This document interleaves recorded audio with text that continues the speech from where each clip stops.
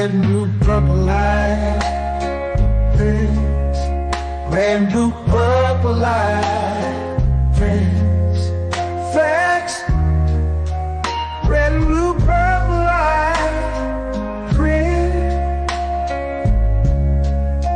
Red and blue, purple light, friends. Facts. You can get to know the ledger, sacrilegious Sunday to Melanin Monday. You can get to know the ledger, my love. Just open your third on Thursday. Lord, the food, the art, the clothes, the Vatican's getting exposed fast. We put the show on the road. You better stay on your toes. I was till the land focused on the ego. Then I opened my heart, let go of the ego. Grand after grand, we stacking up these C notes. Facts, facts, yeah, we gon' put this shit on our backs. Facts, facts, we in your city, pull up where we at. Facts, facts, peace, love and light, peace, love to the family, peace, love and light to the family, peace, love and light to the family. These days and time, black man, is going to be the time that you have been waiting for. You came here for a reason. Whatever pressure, whatever adversity, whatever the fuck you feel, I don't know what you feel, but whatever you may be feeling is going to push you, and it's going to provoke you, and it's either going to make you or break you, similar to how pressure busts pipes or the shit makes diamonds. Peace to the family, peace to you and yours. Peace to the family, peace to you and yours. Peace to the family, peace to you and yours. Welcome, welcome, welcome to another episode of Melanin Mondays. You are now rocking with the best. Yes, this is your host for the evening, Brother Red Pillar. You dig? And that song that you just heard, ladies and gentlemen, that is the Facts remix by the 44 Tops. All right, say it with me. The 44 Tops. 44 Tops. It's the 44 Tops. And make sure y'all check your emails. All of the 44 top customers, your tracking numbers should be in the email. You dig? And if you don't have that album, if you like that song, you'll love the album. If you don't have the album, make sure you go and get it at Buy Me a Coffee /Know the Ledger 444. Claim your album, I'm telling you. And it comes signed by yours truly. I'm putting autographs on those albums. So go and get that. Peace to the family. Shout out to everybody in the building. I'm assuming that we sounded good on the audio. Y'all would have let me know if we wasn't. You know what I'm talking about? Let's go ahead and do the roll call. Let's see who is in the building, and then we will get on with the program.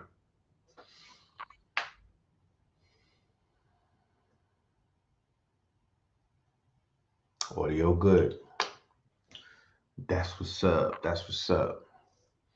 We got Greensboro in the building. Shout out to Greensboro in the building. We got Seminole, Florida in the building. You dig? Shout out to Seminole. Palm Beach, Las Vegas, Modesto.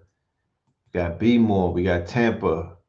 We got Decatur where it's greater. You know what I mean? AZ in the building. Kentucky, Gullah Geechee, New Zealand, Tampa, Naptown, Lafayette, Maryland, Cincinnati, Hartford, Santa Rosa, Columbus, Stamford. I was about to say, if I get one more Tampa, then I know that's Doechii and her crew checking in on me to see what I've got to talk about tonight.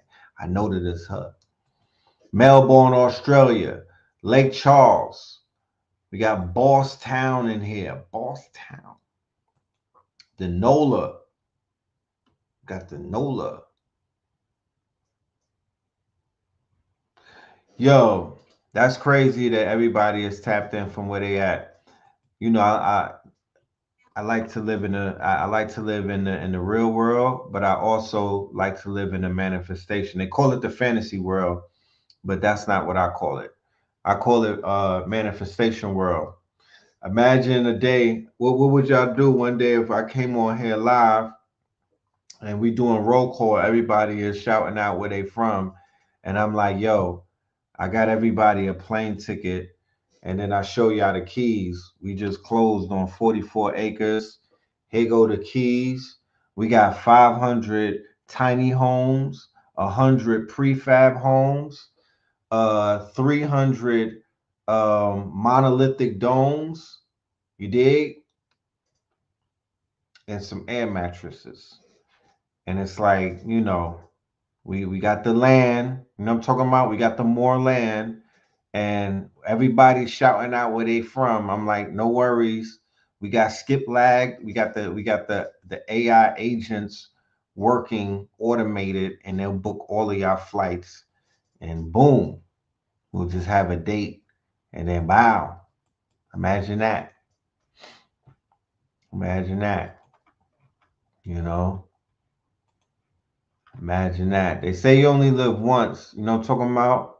And they playing around with the doomsday clock, and I'm like, why don't we just do that? You know, why don't we just make that happen? I was talking to the Acre boys the other day. I'm like, yo, Acre boys, just give me a ticket. You know what I'm talking about? Give me a number. Just give me a number to work with. I think I put in a request for 400 acres. I said, give me 400 acres. What is it gonna cost? They said, where you gonna want? Where's the location gonna be? That, you know what I mean? I said, I think Midwest or the South. I don't want to be underneath, too many other type of people.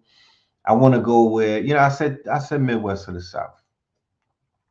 I didn't get a number, but I'm looking for a number because at the end of the day, we got the numbers is nothing. The to reach the number, that's a no brainer. You know, to reach the number, that's a no brainer. Yeah, look. You read my mind out of my mind. I'm gonna put man as AI. I'm gonna go into the manosphere and I'm gonna put man as AI to work. And we literally could figure this out over a vibe coding session, right? Over a vibe coding, you know what I mean? A vibe coding section. And that's where you vibe and you code, right? How many people know what vibe coding is? How many people are familiar with vibe coding? Hmm? That's what I like to do. You know what I'm talking about? That's what Schoolie Red is on. That's I'm on that type of timing. I'm trying to vibe code with the vibes. You know what I'm talking about? That's where you literally are creating, because we live in a day and time right now where you could create code, right? Vibe coding is you just vibing on ideas to build apps and build code and build up all of these things that you want to create, because we are now living in the day and times where that is possible. Today is different than yesterday. It's a different day, you know. So we'll go a little bit further into vibe coding, but that's the type of time that I'm on. That is definitely the time that I'm on, primarily because, whatever people need to do or want to do, you live in a day and time where you could do it, you know? You live in a day and time where you really can do it.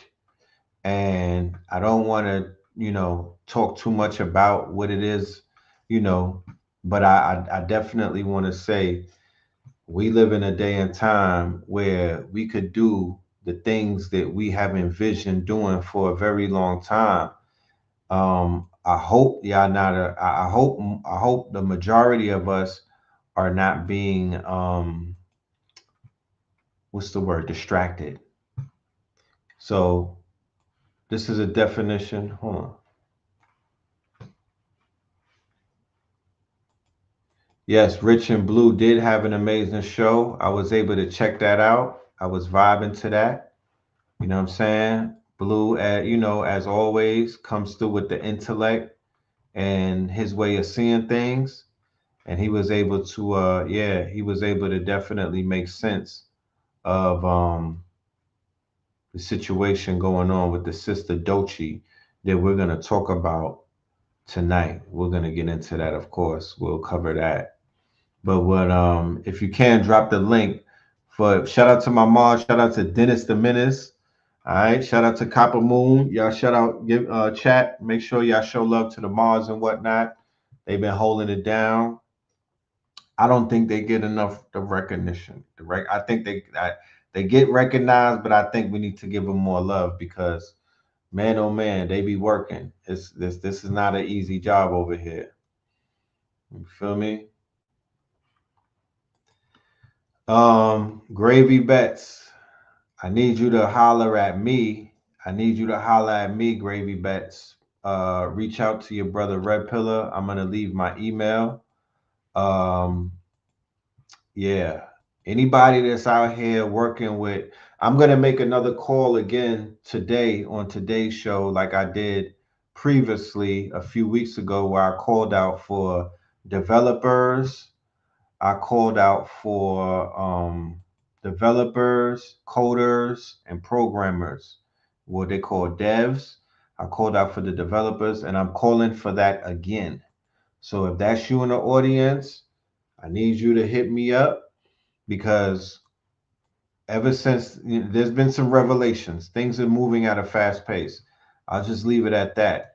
But yeah, it's definitely time to form Voltron and handle the opportunities that are in front of us right now. It's too many. It's going crazy.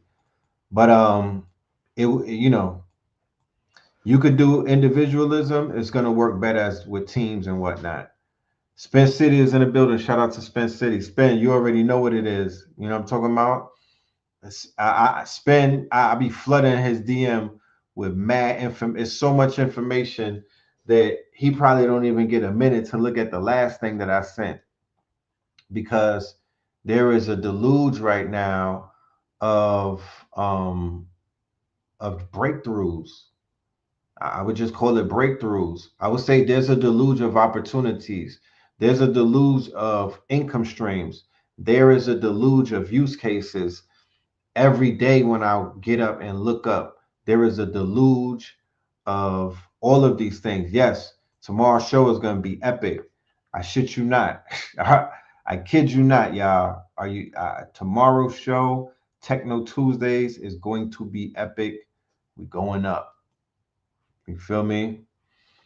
So yeah, this is the time I'm making the call for my developers, for my coders, and for my programmers.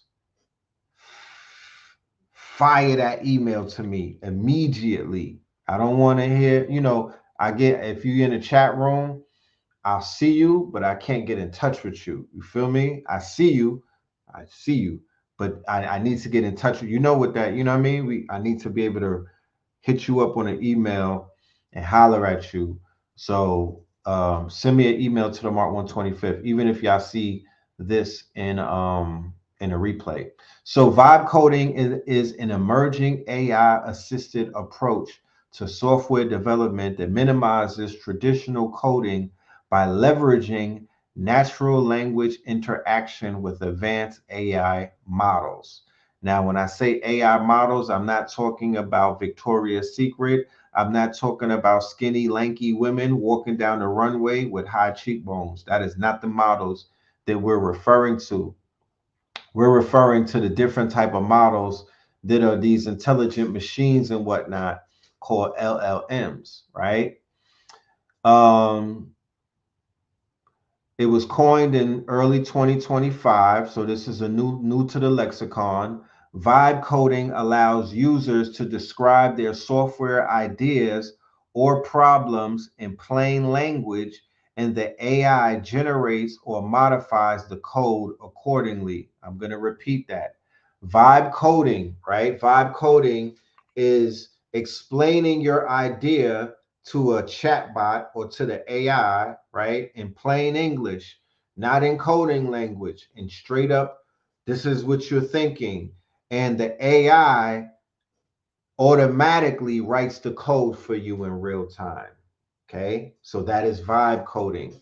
So you know, we're taking that vibe coding and we're applying it to, you know, we're at the bookstore now, so more than likely we're gonna do a night called vibing with the vibe coders. You know, vibing with the vibes and the vibe coders, and we're just gonna be vibing, you know, hitting we got the, you know, we got the gas, but we also got the wax, you know, got the edibles. We got everything that you need to vibe. We got the vibes. You feel me? We got the we have the surroundings, the environment is conducive. So that's the best place for ideas to begin to emerge and blossom and come about. And it's all about environment. You set the environment, then you'll give birth to the ideas. Vibe coding, right? Vibe coding. This method emphasizes simplicity and spontaneity, often bypassing the need for deep technical expertise or direct code manipulation. Key features of vibe coding: natural language input. Users describe their goals or issues conversationally, and the AI translate these into functional code, right? Iterative process. Instead of manually debugging or refining code, users guide the AI through iterative conversations to adjust functionality or fix errors. Low barrier to entry. It enables non-programmers to create what? It enables non-programmers to create software by eliminating the need to learn programming languages or frameworks. Did I just not do, did we just not discuss the black inventors the other day on the show? Did we show videos about the black inventors from the 1800s? And we showed how they made innovation a thing about 100 some odd years ago and whatnot. They made things like the traffic light, dry cleaners. I could go on for days. So we showed that we're part of that DNA lives within us, right? That's a part of our imprint. This is what we do. We invent things. We are fixers. We are inventors. We are hackers. You know what I mean? We're builders. We're creatives. You know what I mean? So now we have this thing called vibe coding, where the atmosphere is now here with the tools in order to build something, right? In order to build something in real time with spontaneity, you could build software. If you have ideas for software, you can build that software now. If you have ideas for apps, you can build those apps now. If you have ideas for some type of solution, you can do that right now by vibe coding. They're getting rid of all of these jobs, and they got people, you know, scared and all, you know, they're just, you know, doing all type of mental gymnastics on people right now with this idea of not being able to work for them, not being able to have a job, not being hired by a company. You're seeing all of the mass layoffs where the companies are saying, thanks, but no thanks, guys. We had fun, but everything is going to be automated. We have the enterprise package of make.com. We have the enterprise package of OpenAI. As a matter of fact, we have the API keys, and the API keys in drug dealer terms are like keys of boy. That's how um, beneficial, and that's how much potential an API key has, right? It's almost like a key code. Because if you flip that key, that's where you get these billionaires and these millionaires and these trillionaires. They got rich off of what? Technology. They got rich off of what? Technology. So if you got people who literally are getting quote unquote, and this is not about, I don't want to appeal to people's uh this greed and whatnot to be the richest person, and or just to be, no, but I have to state the obvious that right now software technology, right, is kind of like it has a large share of the market, and we don't even have our fingers on it yet. We haven't even really gotten into that field to completely begin to dominate. So I'm here to let y'all know that those doors have been created, and they're open, and we're walking, and mine is walking through those doors in real time, not just me. It's open, the door is open, so mad people are going through those doors. They're getting rid of these jobs, but now the person who has time on their hands could go ahead and basically certify themselves, learn some. You could go to YouTube University, you could go to udemy.com, you could take some of the courses that we're providing. You could do something, but you could do anything, but you need to do something. Boom. You get yourself, you confident, boom. Now people are working for you because you got the skills to pay the bills. You have to, now that you have a skill set, you monetize that skill set, you monetize that skill set, and then what happens? You're able to basically scale everything that you're doing. And the sky's the limit from there. It doesn't just stay the same when you start having motion and whatnot. Other doors open up, you level up, and sky's the limit as to where you're gonna go. Yeah, and I echo that sentiment of Spin City. I can't believe y'all haven't joined our masterclass. And I'm biased by saying that, but I really, I really don't believe that it's not 100 of y'all in these classes every week. You feel me? Because the game that me and his brother is giving up, and the opportunities, and just the tools that we're showing, the plays and whatnot, the framework, the way to see things, just expertise and whatnot, hands on, is worth its weight in gold. It's worth its weight in gold. It's not gonna stay like this. You feel me? It's not gonna be like this forever. But we yeah, we've been doing our thing.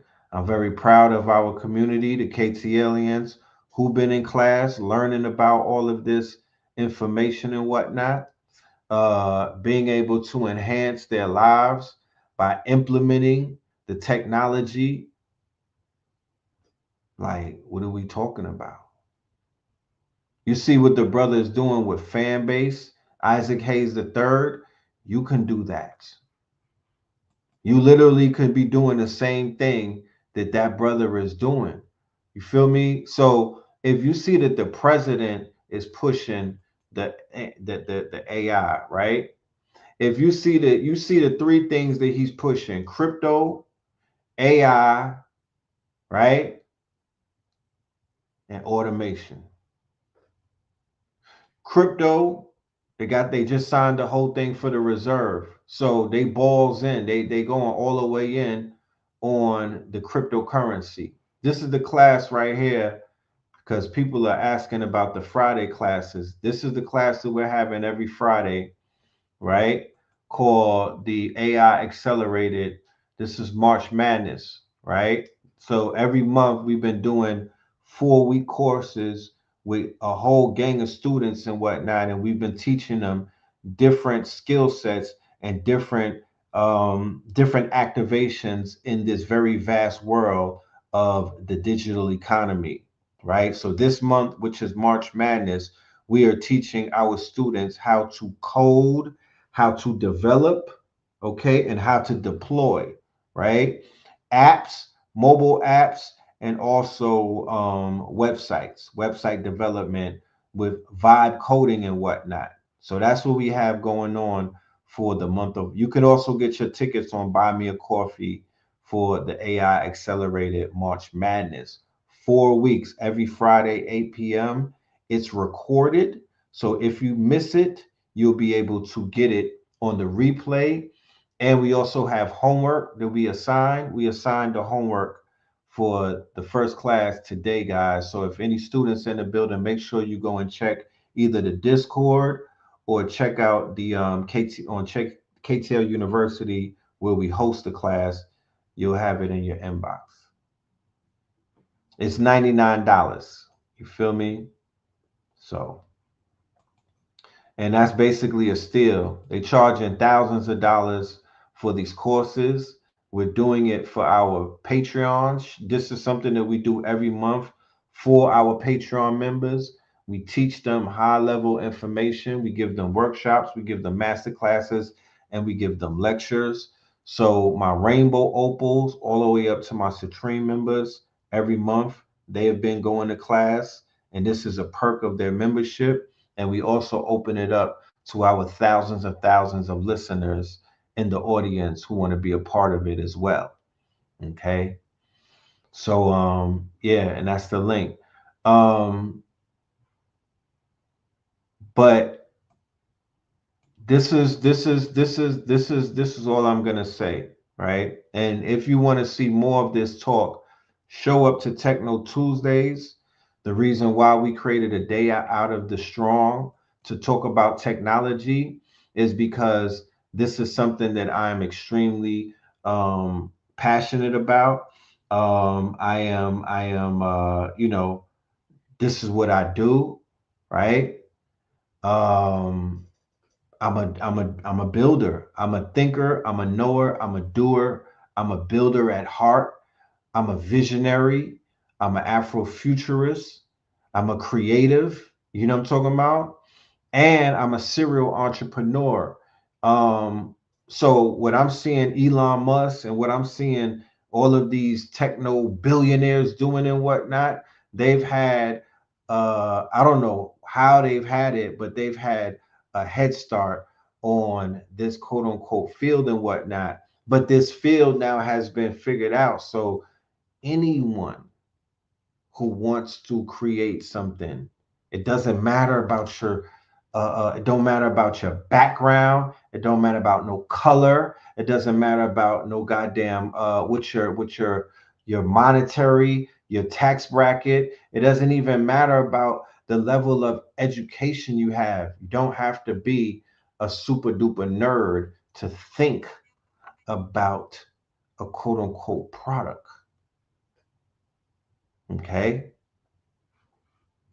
I'm letting you know, and I'm not going to try to sell anything to nobody. I'm not, the game is to be sold anyway, they say, right? I'm not going to sit on this damn channel and try to push nothing on, but I'm here to let you know so you never say I didn't say it. Whatever you can think of that you want to create right now in the realms of an app, it is doable in about, if it took 3 months, it's going to take you, if you go hard body and you learn these tools, 3 days. So you know what apps is make people, you know what apps are doing in the app store. You know some of the apps that you use that went viral. You know when shit hits number one in the app store, what that really means for a business and whatnot. You know that there's 99 problems and you can solve one of them. I would highly suggest that y'all get into problem solving. To be honest with you, problem solving, um, information, which is that's a niche. You know what I mean? It's called infopreneurism. Go and look it up. It's called infopreneurism. Don't ever let nobody shame you in a day and time with the reading levels of melanated people and just the whole overall. Don't ever let nobody ever try to shame you if you participate in the information economy, and you are an infopreneur. Don't let nobody try to shame you if you sell your information. And these goddamn, there's people all around the world that are making millions upon millions of dollars selling their courses, selling their books, selling their information, selling their quote unquote expertise. Come on. I mean, we got to shake up out of this spell. They got a thick spell on the people, man. They really got a thick spell. We literally sat back and watched a lot of people move up on the, let's just say, the pyramid. Let's not even talk monetary terms, because fiat is still fiat at the end of the day. And I stand on the shit that is toilet paper.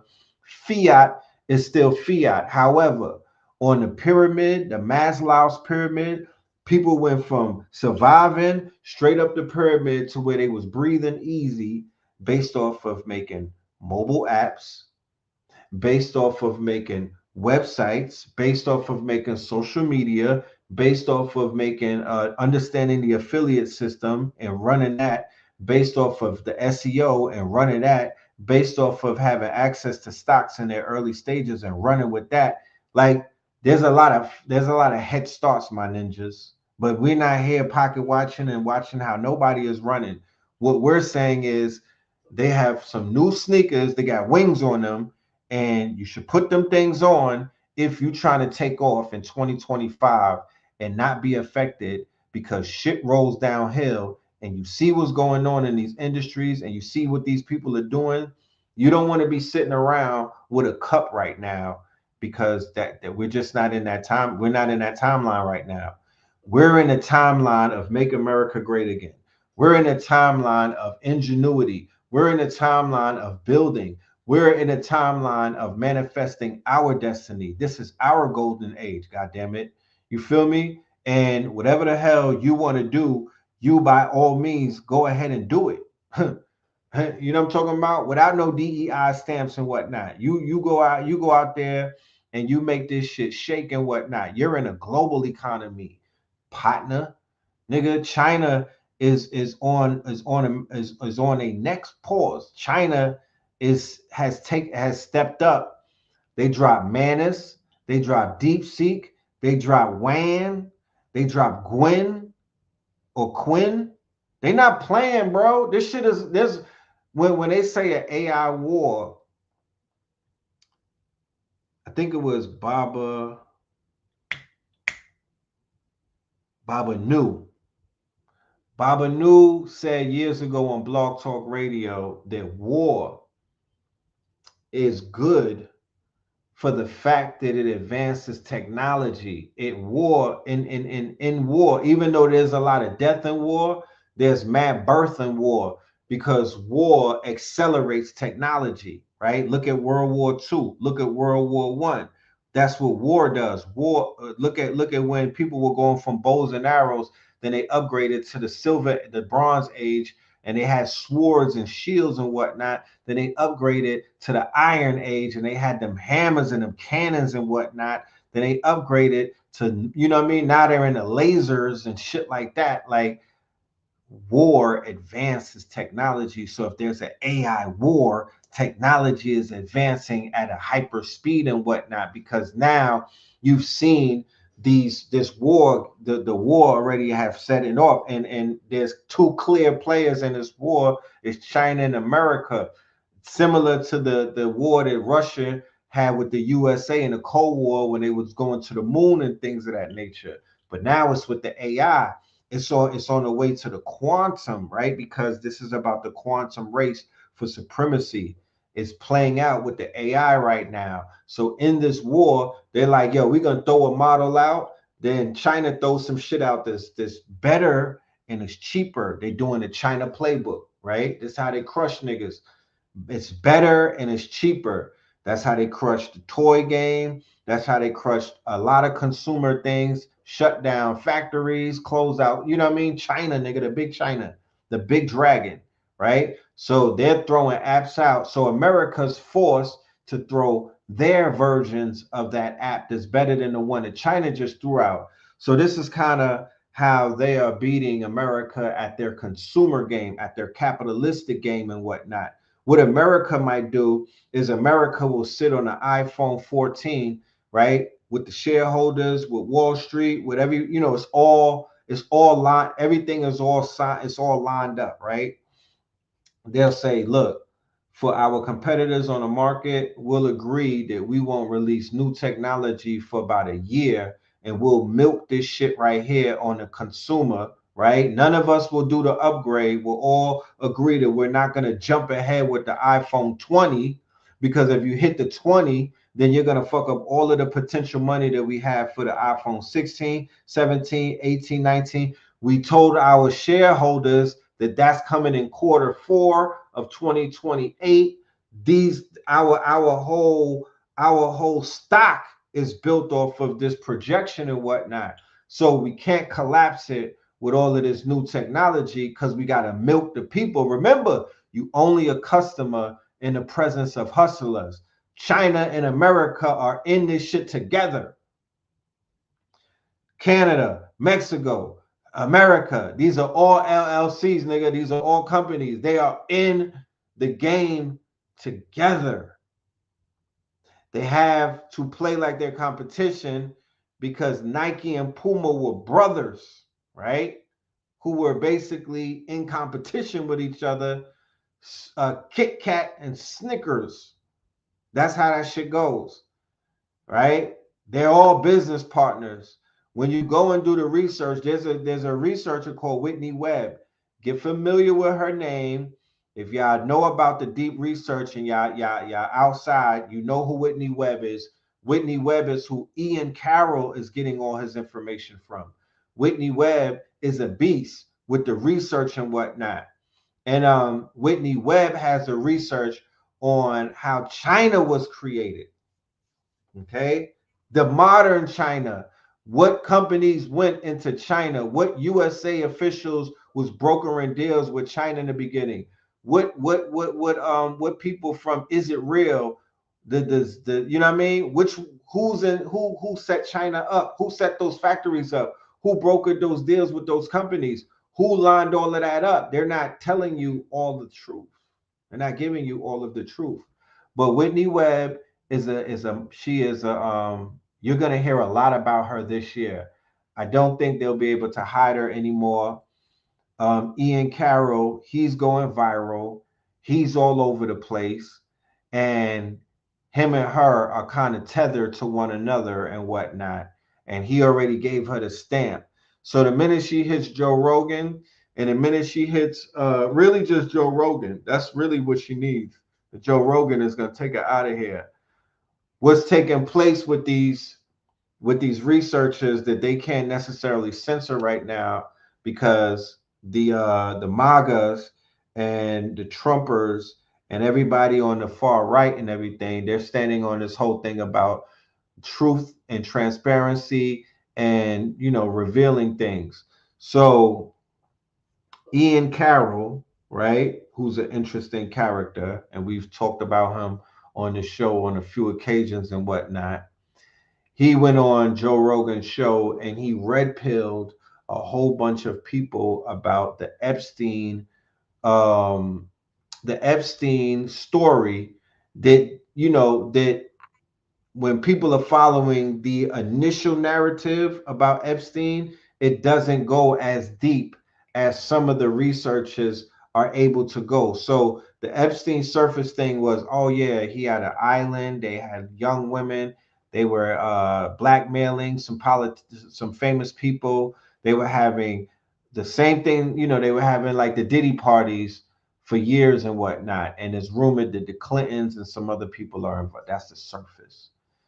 The deep research on it is that he was working for Is It Real, and he was doing honeypot operations, and there's a lot of other things involved, like unaliving and things of that nature. You know what I mean? It goes darker and it goes deeper, and it involves some very powerful people.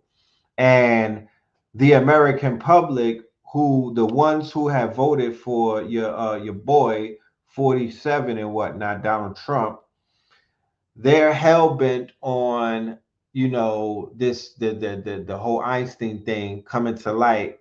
They're real big on that. That's something that I don't think that they're willing to negotiate away, right? They're not going to be content until they're able to peep into the files and see who's being protected and who was on those flight logs and who was at those parties. That's what everybody wants to know. Who was at those parties?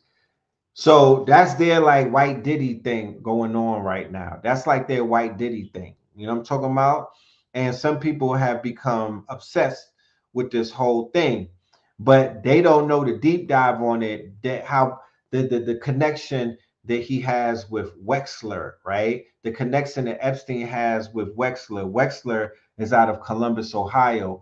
Wexler is the one who owns the company L Brands. L Brands is Victoria's Secret, Express, Abercrombie and Fitch. Wexler and Abercrombie and Fitch is tied into a case that just dropped recently where they locked up the CEO and he was dealing with PDF files and whatnot, turning the model agency and turning Abercrombie and Fitch into a quote unquote boy on boy when in Rome Diddy party and whatnot. So Wexler is attached to trafficking. He's attached to a lot of shit going on in Ohio, in Columbus, Ohio. That's the Knights of Columbus. They're tied into people in upper echelons. They're providing the quote unquote entertainment. They're providing the quote unquote food on the menu. If you catch my drift. So there's a humongous trafficking ring. There's a humongous human trafficking ring. There's a humongous quote unquote sex trafficking ring. Yes, Wexler owns limited brands. Wexler owns he has a lot of power and whatnot. Wexler owns, I think he has the shit with the candles and whatnot. Bath Body and Beyond and all of that. That's all L brand, right? So nobody never said anything about boycotting all them, and that information was out for a minute and whatnot. You know what I'm talking about? Yeah, it's a major hub. It's a major trafficking hub. That connection to Connecticut. Yeah, all of that shit is hubby. It's a Hubbington. So none of this stuff is operating on its own, and it all has, and of course, the three alphabet agencies are all tied into this.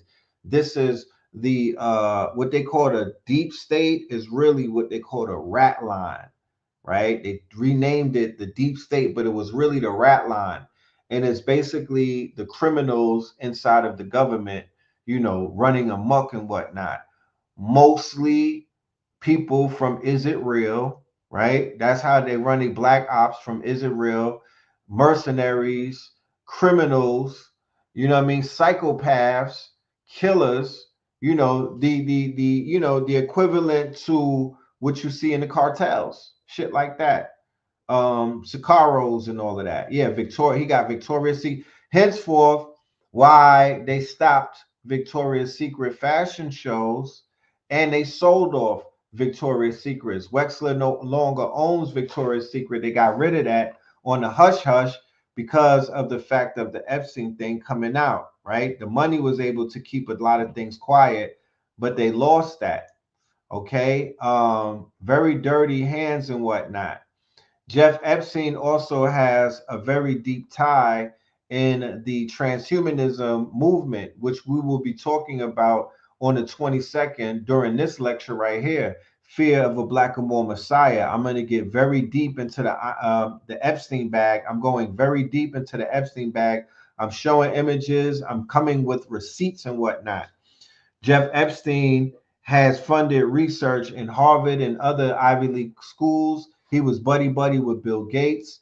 He is a part of the transhumanistic movement, and the transhumanistic movement is everything that these tech oligarchs and these technocrats are about. I'm talking Elon Musk. I'm talking Peter Thiel. I'm talking Horowitz. I'm talking Zuckerberg. All of them are part that they're down with this whole thing with transhumanism that goes a lot deeper than what they even give up on the surface, right? So they had the models and Vicky. Some of them were boys. Some of them are definitely boys and whatnot. You know what I mean? They was playing a lot of crazy games. The Abercrombie and Fitch lawsuit that just dropped recently is crazy, right? Crazy what they are talking about. The lawsuit that dropped on Vince McMahon with the WWF, he's tied into Trump. He's more than likely tied into Epstein. His whole story with the WWF and Vince McMahon, that's a Netflix series in and of itself. I know that they came out with one, but if they're gonna do that to Diddy, and if they're gonna do that to melanated people and paint them with that brush, where is the Harvey Weinstein? Where is the motherfucking Woody Allen? Where is the Jeffrey Epstein? The deep dive on Jeffrey Epstein. And where is the Vince McMahon motherfucking surviving all of them? Surviving Weinstein, surviving McMahon. You feel me? Surviving what's his name at Fox 5? What was that piece of crap that eventually went out? Bill O'Reilly, the boss of all of that shit. Rupert Murdoch, surviving Rupert Murdoch. You feel me? Where is that at? Surviving Woody Allen, surviving Elon Musk's father, who married his daughter. Like, let's keep the collection going. Kai, what up, my guy? Let's make our own Breakfast Club. How about that? How about that? I got a Breakfast Club rant that I'm about to put on in a minute. Let's wait for it. Roger Ailes, surviving Nickelodeon. Like, let's just keep the collection going, because if people are going to watch the demise of their own, we might as well watch the demise of everyone. You know? Armand Hammer's grandson, yeah, he was a piece of work. He was a piece of work. So shit, we might as well turn it up. And then while we at it, let's do the exposés on all of the melanated towns that they destroyed, and let's really do a expose on what they did when they destroyed those towns, and what they did to those people in those towns, and the behaviors that you're seeing with serial killers and everything. They started a lot of that on our people when they were doing serial murders in these towns, right? So they were committing heinous acts of quote unquote disembowelment, beheadings, chopping up people like they're doing these days and whatnot. When they were doing this to these towns, let's talk about that. That would be a 10-part series. I don't think people understand how many towns were massacred. Wilmington massacre, 1898, North Carolina. Wilmington Massacre, the movie Cape Fear talked about the bodies that they threw. The Cape Fear was the movie with Robert De Niro, with Jack Nicholson. But that body of water is where they got rid of a lot of people. They said that they clogged it up. So many bodies got thrown in there. Rosewood, where they have the town, where they have Lake Lanier and whatnot, right? Where they have Lake Lanier right now. What was that?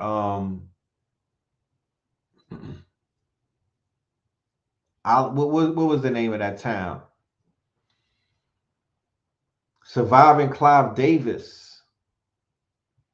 Surviving Clive Davis. How about that?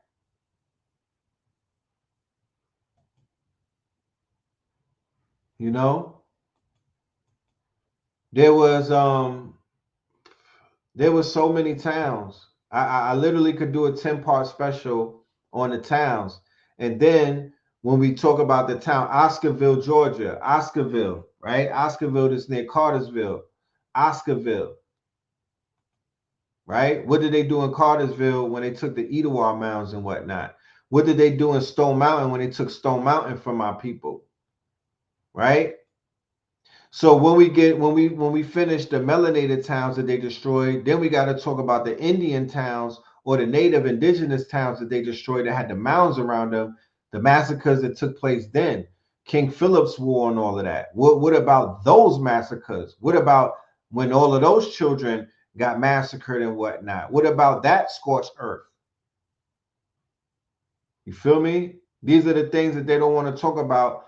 But nowadays, you got people who are exhibiting all of these signs of just type, just devilishment, and you wonder where they get it from. You know what I mean? Then after that, we're gonna talk about the Spanish missions and whatnot, right? What happened with Montezuma and all of them, with Pizarro, with Hernando Cortez and them. You know what I mean? Let's talk about all of that. Let's talk about all of that. So, the best thing that we can do as a people who understand that it's best to be, surrounded by one another, and we know what the deal is and whatnot, rather than to be encompassed and surrounded by people like this, paying them all of these quote unquote ransom. At this point, if you paying $3,000, my nigga, that's a ransom. You're a vassal of the state. You if you paying $5,000 to stay wherever you at, nigga, that's a ransom. Especially the more you become aware of the fact that, God damn it, the only thing that's standing between me and my land is a piece of paper. It ain't nothing else but that. It's just a piece of paper standing between me and this fucking land that they got me paying a ransom to be on. Man, I wish these people would hurry up and self-destruct, you know? Because this ain't it. But look at what they're doing in Africa. Look at what my dude is doing in Burkina Faso. They're saying he's the most important black man on the planet right now. And I would say that he might be the King Kong of consciousness right now. It might be my dude Ibrahim. You know?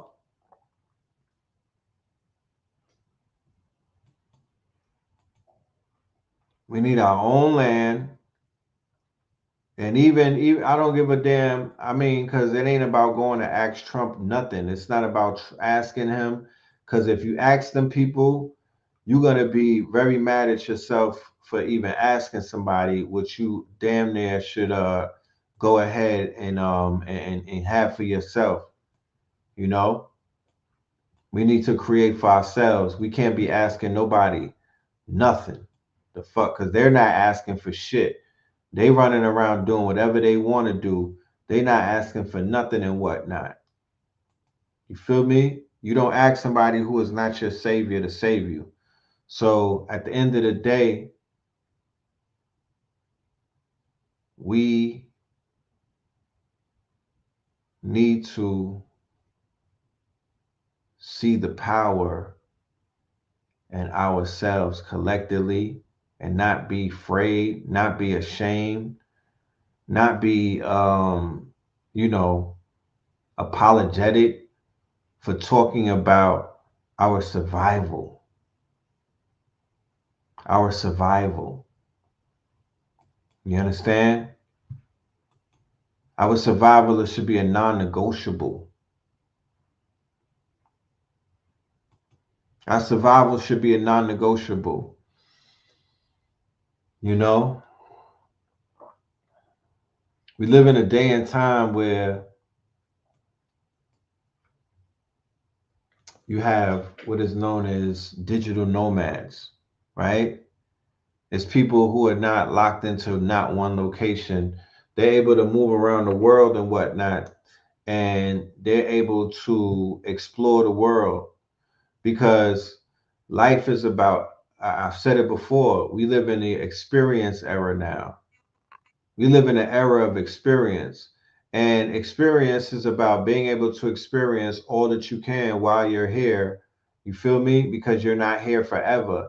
So whatever you could do to experience this planet and what it has to offer, the beauty of the planet, the herbs of the planet, the quote unquote, the music, the just everything of this planet, then it should be in your rights to quote unquote go and experience that. You know, that's your God-given rights. And if you don't see it as that, then you you might want to change your programming. You know what I'm talking about? You might want to change your programming. Not only is your face card good around the world, right? You have your culture is highly adaptive, right? Your culture, the culture that you belong to, can adapt to other cultures around the world. You know what I mean? It's compatible with 90% of the other cultures and whatnot. Um, and the people around the world is waiting for you. You could go around the world and still be tapped into this world. You could be in two worlds at once. You feel me? So I'm seeing global moves. I have a geopolitical mind. You feel me? I'm seeing moves taking place on a global scale, not just locally and whatnot. You feel me? And it's a good feeling. It's a good feeling. It's definitely showing me that, especially watching what they're doing in Burkina Faso by nationalizing the resources and taking it over, building these factories in real time, taking over industry and whatnot. You know what I mean? Asserting themselves, not apologizing, not backing down. You know what I mean? Not, fully aware what the coonery is, calling it out. Like people are quote unquote giving a lot of approval energy and giving a lot of quote unquote, ashe to Donald Trump when you should be sending that ashe to that brother in Africa. I got more trust for him or in him, right? I don't feel like I'll wake up one day and that man is deciding that he wants to commit genocide on, my people. I don't feel like that this person is looking out for only his people. Yeah, they got an abundance of shea butter, you know? And I want that spirit to spread through the continent. I really do. I want the continent to heal. And the only way that the continent is fully going to heal is by getting their proper minds back. They need to get their original minds back, you know? And that will change things in a direction. They need a soundtrack. That's what they need. They need a soundtrack. Um, they've carved a moat. They've carved a very impressive quote unquote moat with their music, and it's almost like I'm glad that the music didn't start off revolutionary. I'm glad that the Afro beats and the African music, that whole wave didn't start out, banging on war drums and getting rowed. Nah, I'm glad that it started out as a party music and whatnot. I'm glad that it started out as party music. I'm glad that it started out as, just feel good music.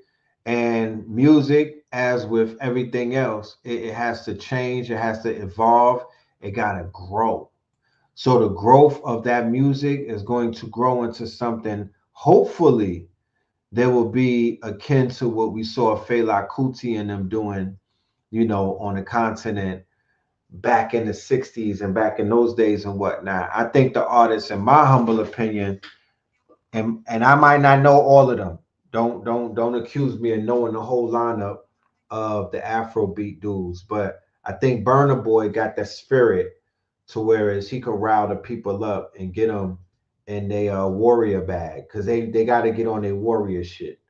They got to get on their warrior shit like very soon. You know what I'm talking about? They got to shake the goofy off. They got to shake the goofy off. They gotta turn into they gotta get on Mustafa. They gotta get on Mustafa time. No skinning and grinning. Be cordial.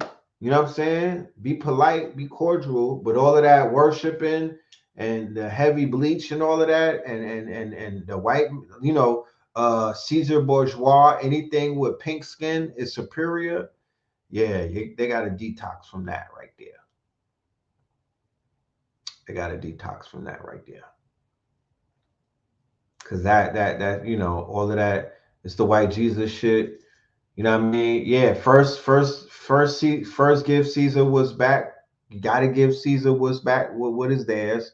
Get on your Christ consciousness, but give that nigga Caesar back all of his idols, and then give the Chinese a ticket home, right? Even though in a perfect world, because like I said earlier, what China is doing with their technology and with their, what they have to offer and what the Africans originally have as natural born engineers, right? They have engineer, they are producers, they are manufacturers, mathematicians.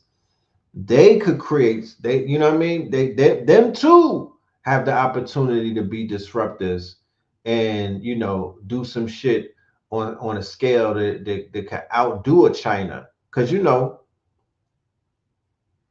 okay, Femi Kuti is carrying the torch now. Okay, okay, okay. If y'all know any of the African singers that you think could do an anthem that will rile the people up, that will get the people back onto their Zulu warriors or whatever tribe that was very warrior like, very quote unquote royal, mystical, just in that bag that you know what I mean? We need more than one, but they need the soundtrack. They need that soundtrack because, I think that they're gonna be ready to turn up. And the showdown with South Africa and the USA, that's impending. Because one thing we gotta understand is whatever's going on, and South Africa is mentioned, that's Peter Thiel, who is inside the White House through JD Vance, and he's in Trump's right ear, and Elon Musk is in Trump's left ear. So they're going to escalate something in apartheid South Africa because that's where they both come from. That's where they both cut their teeth from. And that's where they that's where they whatchamacallit. You want to hear my thoughts on a rapper girl? Okay. You know, whose story needs to be told on a cinematic level? Oh, there's many stories to be told on cinematic levels, Kai. But I would say my story would be the first one. Now, let me pitch. Let me pitch. Y'all clap it up for Kai Crawford in the building, y'all, please. Kai Crawford is a director, a movie director, a video director. He's an accomplished human being. I know y'all use Google and whatnot. Go use it. You know what I'm talking about? Go ahead and bust your gun. So Kai has done movies, he's done film, he's done TV, I believe. You said Elon could easily become the president of South Africa? Right, right. Fuck around, he might try it. Africa needs their version of ICE for mass deportation. Right. They need to get on their ice shit and get them Europeans out of there. So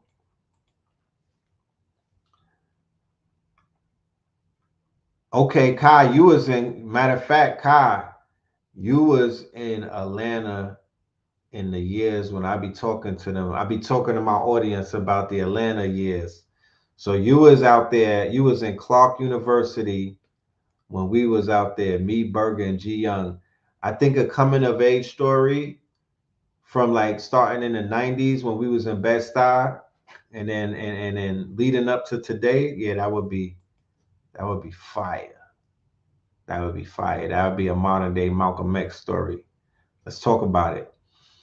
But other than that, a movie about the black inventors, right? Like a webisode series, like how Netflix has seasons and whatnot, 10 episodes each season. We do a 1 hour movie. We shoot it on a volumetric screen and whatnot, right? We do the 1 hour movie. We do a 1 hour episode, each episode of a black inventor because all of them have a story and they're all different stories. And we got the patents for the invention. So it's not like it ain't real. We got their life story. You know what I mean? And yeah, like a docu series, but it's shot in a way, it's shot like a webisode series, right? So it'll be very real and whatnot, but it's a docu series. It's episodic. It's 10 episodes a season, and we might shoot for 3 seasons because we got so many inventors that they didn't tell us about. This is the answer to them taking the shit out of schools. This is the answer to them doing the DEI wipe down. This is the answer to y'all niggas ain't worth nothing. This is the answer to the reparations argument because it's not about reparations because we were slaves. It's reparations because we got 1,000 inventors and nobody gave us no kickback for that. And they burnt down towns and whatnot. Remember, these towns are some of the places that have some of the inventions, some of the paperwork. It has some of the innovatives and whatnot. You had, let's say that Thomas Edison had an invention, but there was a black person who also had an invention, and they was trying to get the patent for that. They would send a terrorist, they would send a quote unquote white supremacist out to basically ransack that person's house, burn it down, might even hang the brother because he was competition. You feel me? American Gangster had mad seasons, right? So the same way that they know Big Meech's name is the same way that they need to know, Benjamin Banneker's name. Benjamin Banneker's name. Red, I know you don't like foolish talks. What do you think about Charleston White? I put a post on my channel on my Instagram.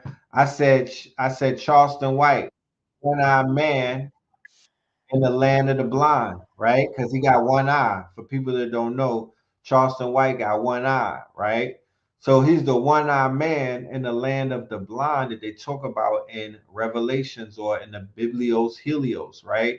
He's the one-eyed man in the land of the blind because he speaks for the land. He's in the land of the blind. But from what I've seen, I said, damn, y'all making this nigga like he a prophet because a broke clock is right twice a day. I say, y'all do know y'all making a one-eyed man in the land of the blind, Charleston White, seem like he a prophet. And what I meant by that is if you watch a Charleston White video, the shit that he be saying be coming true. You don't have to agree with his approach because it's a very negative, heavy-handed, ignorant type of approach that I feel he basically put himself on a cross because he know that he's going to get martyred for that, right? Charleston White is a martyr, and he put himself out there. He knows that he could potentially get clipped for what he's doing and whatnot, but he's standing on what he's talking about. because he's a character, right? And that character has flaws, right? And he admits it. He's like, this is a character and whatnot. He's not able to basically be gracious, and he doesn't have empathy in his character. As a result of that character, he might lose his life. However, what he stood on and what he represents as a martyr is even going to be bigger in his afterlife than it was even in his life. Similar to how Kevin Samuels, right? His impact and his words and the people that he basically was able to indoctrinate, they have now become little Kevins and whatnot, and they continue to carry on his legacy. That is similar that what Charleston White may do, because remember, he was the one who crashed out against the gangs. Keep this in mind. He's the one who pulled the fucking gangs into a rat infested hole. Okay? He did that. He put the air in both tires of the street shit kind of out. Rat Williams. Right? He didn't kill the streets. He put holes in the tires. Right? So he be saying uncut, unstepped on, truths.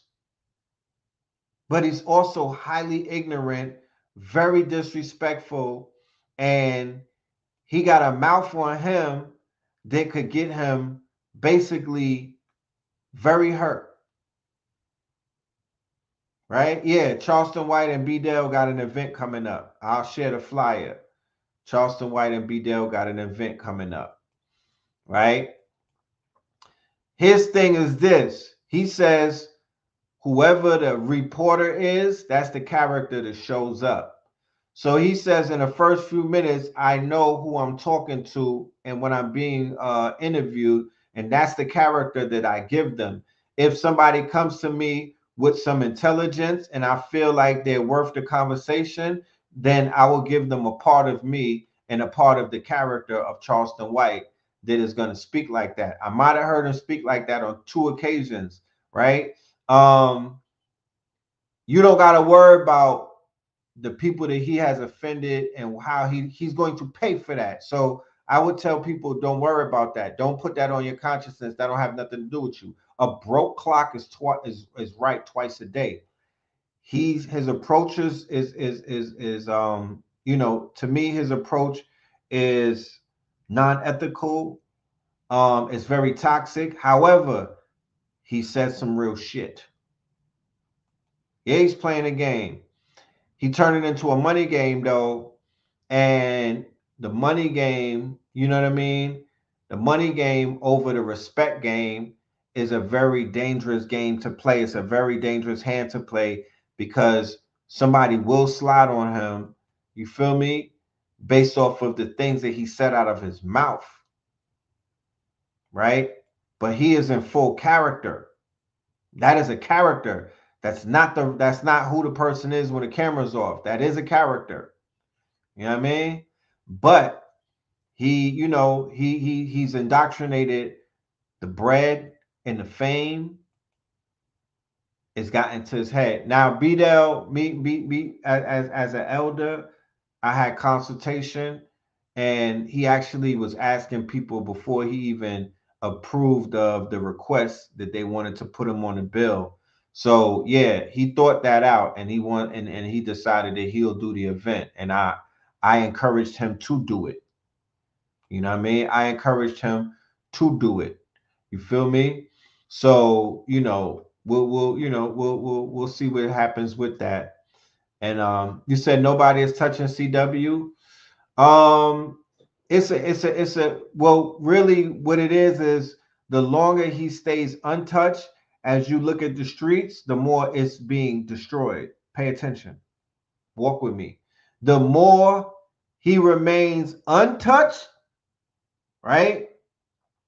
And he's chanting down the street culture. He's putting the street culture, he's putting a death spell on deaf culture.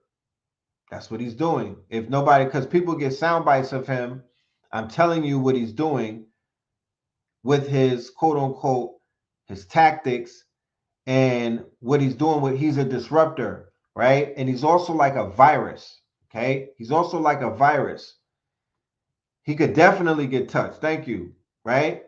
But he has to be somewhat, if you really think about it, he's avoided getting touched. If he's able to hold on long enough, he won't have to walk around in fear for the rest of his life, right? But pay attention to what's going on in the streets. It's looking like this nigga knows what he's talking about. Okay? Because prior to him trolling the streets wasn't in total chaos the way it is. It's dismantling by the hour, my niggas. The streets is off of lights. It's not even in hospice at this point, my nigga. The streets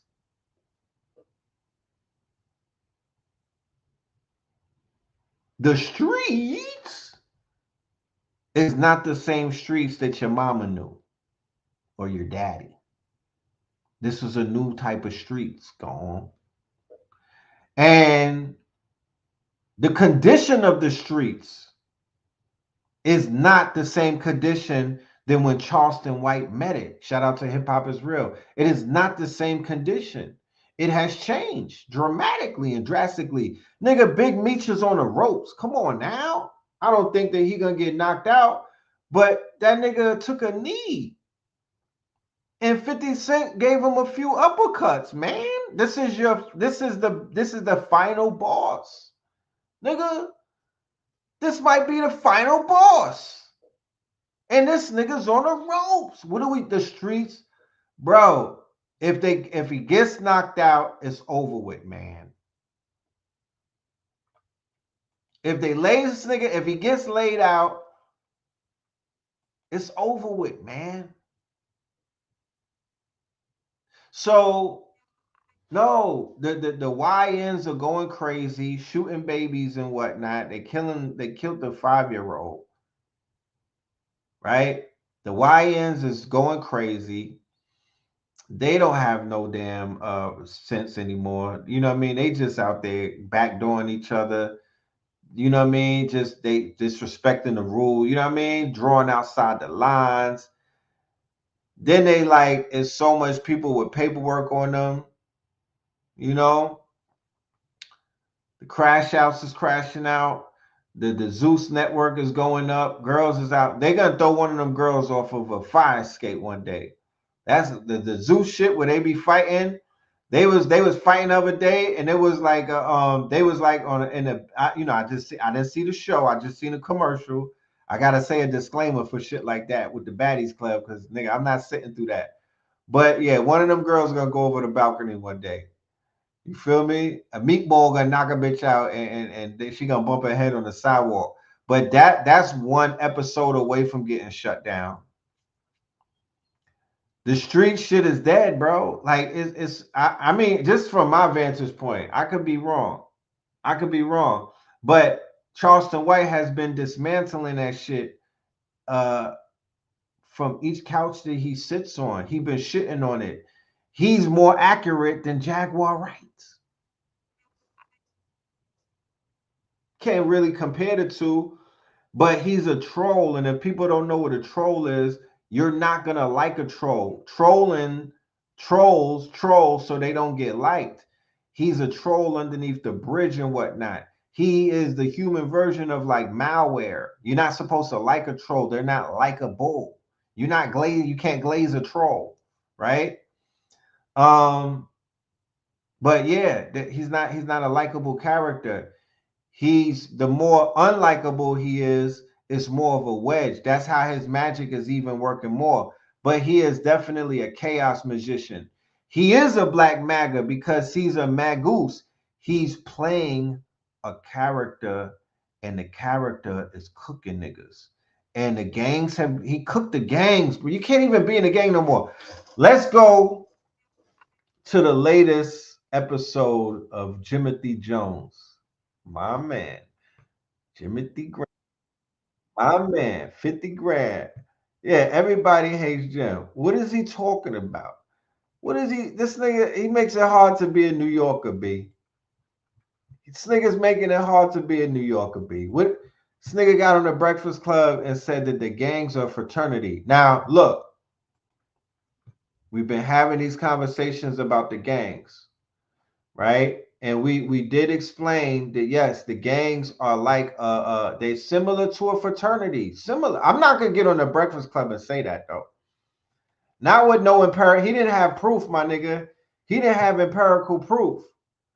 He didn't have the type of proof that you got to show up to like a lecture or a debate with. He just was like, because I said so, because I'm white and I say so, because I'm Jomo and I say so. Shouts to New York. This is what we had an argument about. You had these niggas in here arguing about bloods versus frats, gangs versus Fraternity's the same thing.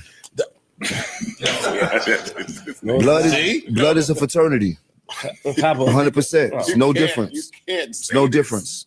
Only thing they did different is file legal papers that make them a fraternity. Blood is not a crime. What you do, if you're doing criminal activity as being a blood, makes it a crime. But that doesn't mean every blood is a criminal. It doesn't mean every blood needs to go to jail for the crime that one blood did. So I know there's a lot of people in fraternities that broke hella laws and they are locked up right now. I know there's a lot of Q dogs who lock their ass up right now. You heard? You dig? But nobody talks about that. It's all the same thing. You heard? Funny as shit. It's all the same thing. Freemasons. Shouts to me. When you ask me if being blood in a fraternity, do I feel is the same thing? And I guess I feel it's the same thing. I feel being a blood is a fraternity. Now, there's big differences between being Alpha Phi Alpha and non-trade gangster. Exactly. Yes, there are big differences, but the premise of what it is the same thing, my brother. So, fraternities is brotherhoods, right? And a gang is a brotherhood.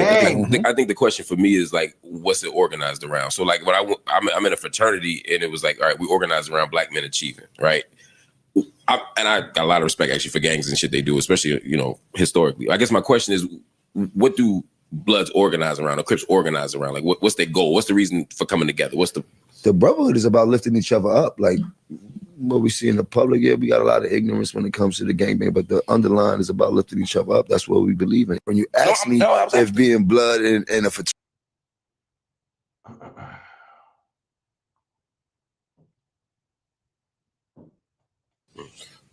my pushback in that, because I don't know nothing about the frats. Very well said. Or too much about the gangs. But when you said Snoop, right? And I've been saying for a while, Snoop is probably the most marketable rapper in the world. And he's a gang member. Right. And he's definitely down with the commercialization of it. Right. I don't think y'all commercialize it the same though. Right? Like when I hear Snoop lyrics, to me are different from your lyrics. Snoop, when he talk, is still the Magic Johnson smile. It's all of the marketable bullshit. Is that now or was that then? I was about to say, is Snoop still outside? Y'all talking about when murder was the case and all that shit? He's still outside. He's right still now, outside. Snoop is the biggest rapper. He box office, He is different when it comes to anything. He's on every commercial. Like, I need, who is his manager, agent? He's different things. He's still talking it. Yeah, he's talking gang shit. He's still talking it on the last projects. Yeah, I hear it. But I understand. If you don't knock it the fuck off, he might be.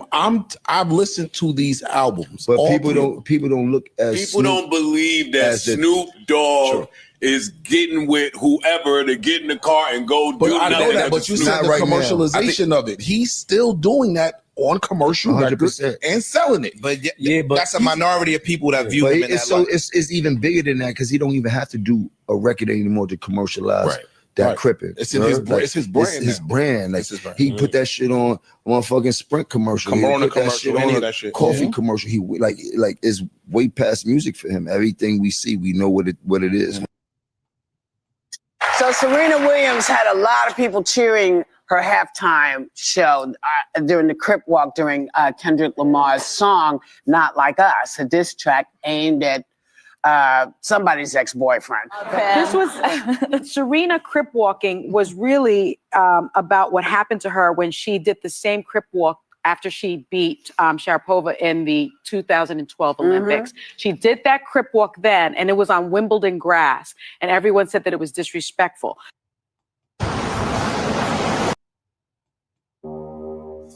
Yeah, and that too. I was telling these guys yesterday. I saw a video where it's. Yeah, so this shit is crazy, man.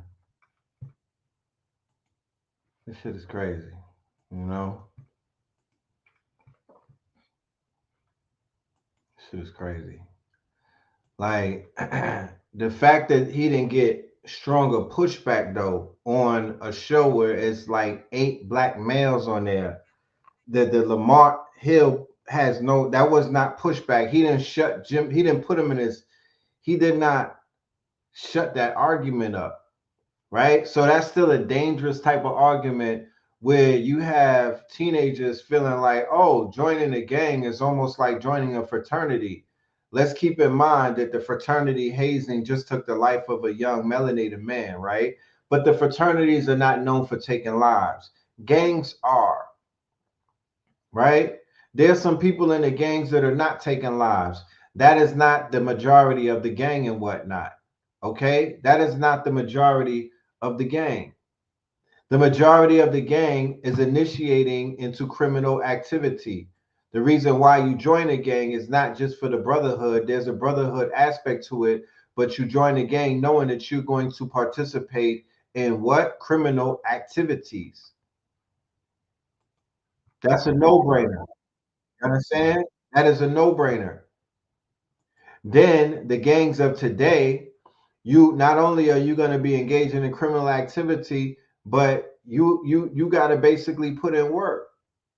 And usually it's against another person of your own. If you behind the wall, it might be the Mexicans and all of that, but you niggas ain't behind the wall.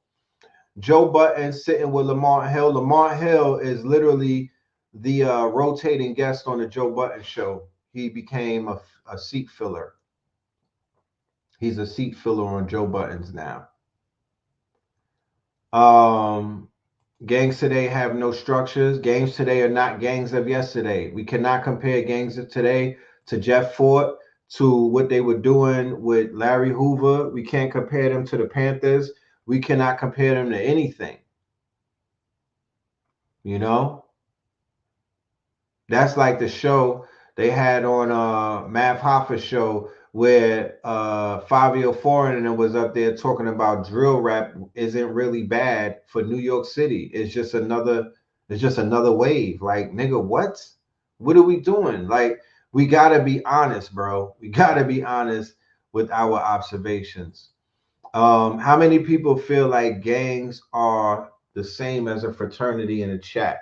How many people feel like gangs are the same as fraternity, or they're no less, no more than just a fraternity, and not what I know them as, which would be a criminal organization?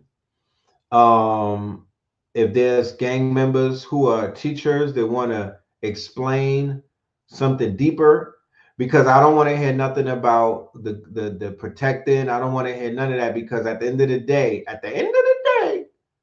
there was a lot of shit going on in our community, most importantly, George Zimmerman, and I ain't see no gang members show up and gang on none of that. You know what I mean? When it mattered the most and when niggas was needed the most, it's people swinging from trees, and the gangs ain't stopped that from happening.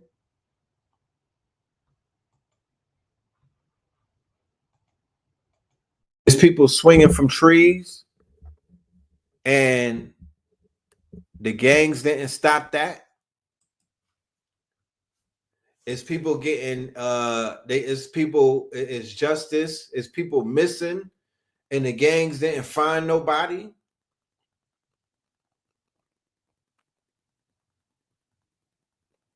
There was a lot of oppression and pushback from white supremacists during the Trump era, the first one.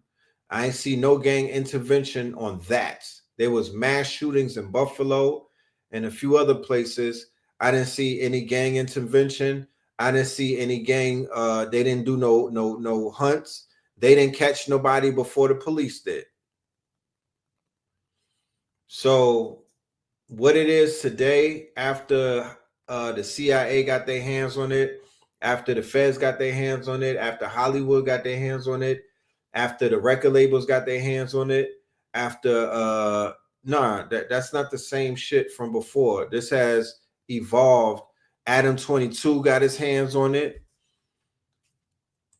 Vlad TV got their hands in the gangs.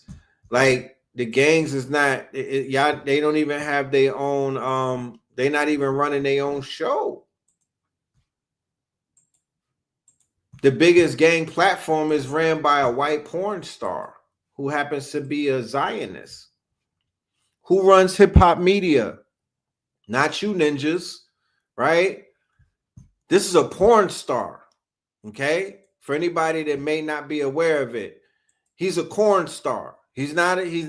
I don't know if he's more of a corn star than he is a TV host, but he's a corn star. Him and his wife, right?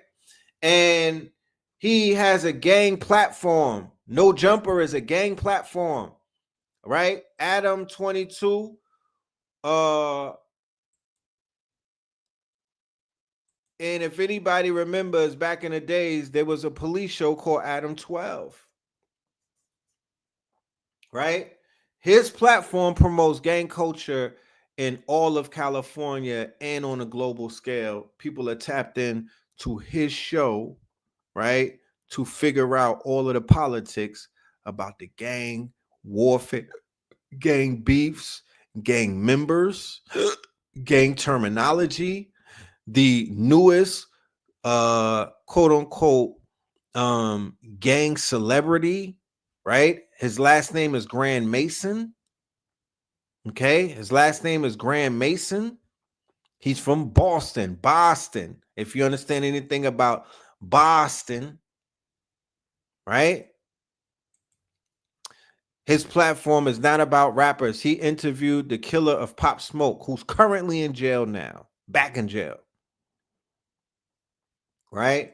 When Cash Patel runs up on his ass, right, and with a gyro, hey, sit down, let's eat this gyro together. Let me talk to you. He's giving him anything that he wants to know, right? All of these Yahoodis that are basically at the forefront of hip hop media, right? They at the forefront of hip hop media, and all of them are telling. They all police, right? They are all po-po. So when you want to know why the culture is doing so bad and whatnot, and why we can't create any more superstars, and why there's a low level to entry and whatnot, and why nothing is selling, and why they not like us, just look around and let's see they have major stock in this culture right now through the media, right? They have major stock. They're running about 80% of the media is being controlled by trolls who are clearly not of the cloth that the culture is even cut from. I mean, for real, we're talking about far outsiders, right? These people don't have nothing in common with the culture that they are reporting on. These are poverty pimps. They're poverty pimping. They're pushing out poverty porn, okay? When they go through bad neighborhoods, I want to go through the hardest hood. Let's do interviews with the killers. Let's find out why the gangs are like fraternities. Let's go ahead and interview this person that just came home. Let's ask this person who killed one of the rappers why they killed them. Shit like that. You know, shit like that. When very talented directors and producers and whatnot, such as my good brother Kai. You know, I would rather them be behind the camera, and I would rather them to highlight brothers who are doing monumental things in their quote unquote existence. You know, people who might have changed and whatnot, but they got something to show for that change. They're not just talking about it. They leading armies. They got movements. You feel me? They out here changing lives and saving lives and whatnot. Why aren't those people being platformed? Why is there not a quote unquote you know, a 24-hour news cycle giving out the good things that we're doing? Good things are happening. Niggas just not getting promoted right. Remember Cam said, I'm the best rapper, I'm just not promoted right?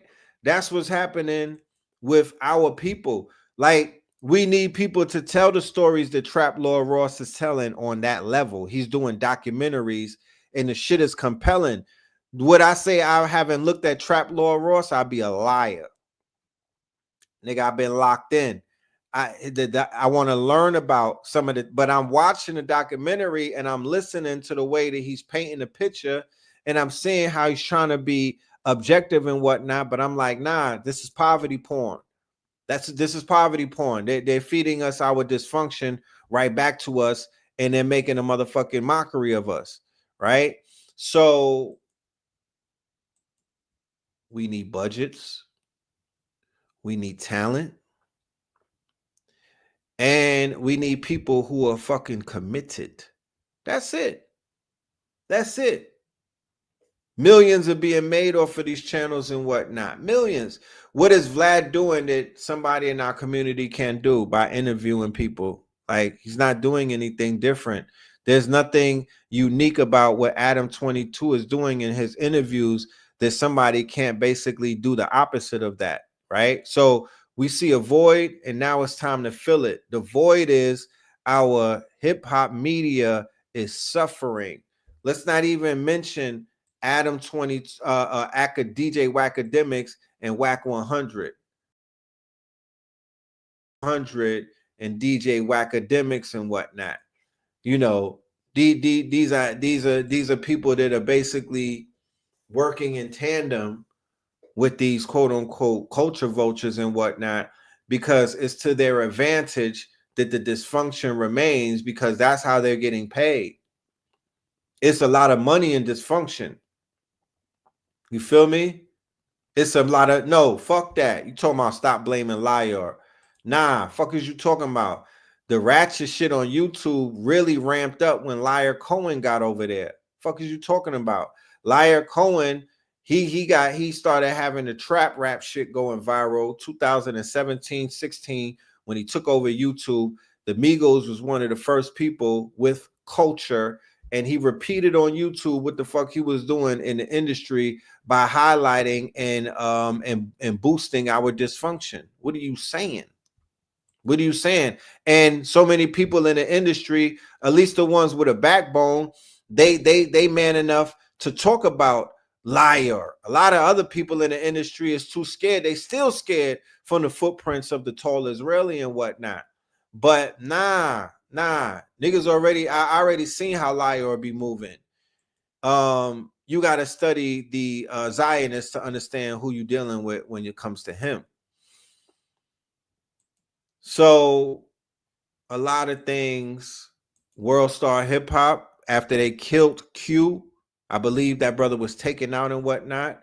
And whoever's running that shit right now into the ground does not have any care whatsoever or any respect towards our culture, none whatsoever. They are committing some of the most egregious sins by showcasing the highest dysfunction of our people. Snuff films every day. They show a snuff film damn near every day. That lower energy that's coming from World Star Hip Hop. If I was a spirit cooker, I would be pulling up to that bitch like KFC, nigga. You could eat off of that site. You could eat off of that site. The level of low energy that's on that bitch. You could pull up with a bib as a demon and eat from that site. That shit is a plate. You know what I'm talking about? World Star Hip Hop is like a plate. You know what I mean? You can eat off of our people and their So I gotta address something. Yeah, World Star went violent because Q had a little bit of he had a series called The Fields, and he was getting into cinematography. He stepped that shit up and whatnot. I seen The Field Chicago, and back then, not today when you watch it, but back then, cinematically, it was ahead of its time. I was blown away. I was like, yo, this shit looked like a movie. And you know, he did a good job. Then he got murked. And the minstrel show continues, like you said. You know.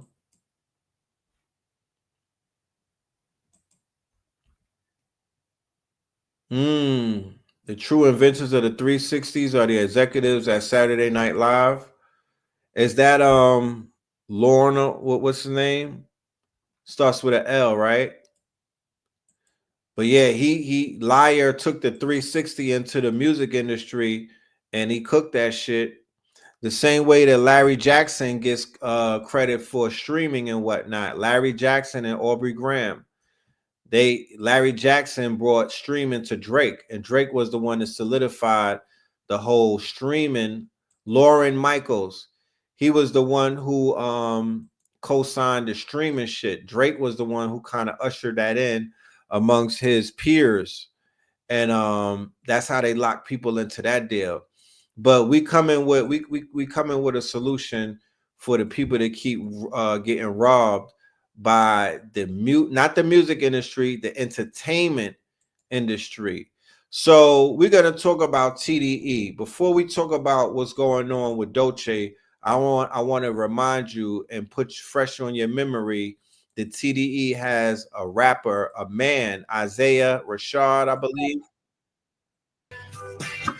He was caught giving fellatio to another man, and TDE decided to get behind that artist. They didn't drop him from the label, like a gangster label, like a Cash Money or something, or well, not a Cash Money, like a Yo Gotti and whatnot. They would have dropped the artist. Like, you know what I mean? Certain labels would be like, yo, if a nigga is on my label giving neck to another man and whatnot, we're gonna drop you. You know what I mean? You can't be with the label, no disrespect, but you just can't be with the label. TDE decided to get behind the bro and they didn't drop him, right? So they was like, nah, we rocking with it and everything. And I was like, okay, that's what they doing over there. So now you have this video that's going viral with Dolce, who I on this show sang praises for. Y'all remember the Dolce Love Show, right? Y'all remember the Dolce glaze that I had over here for Dolce, right?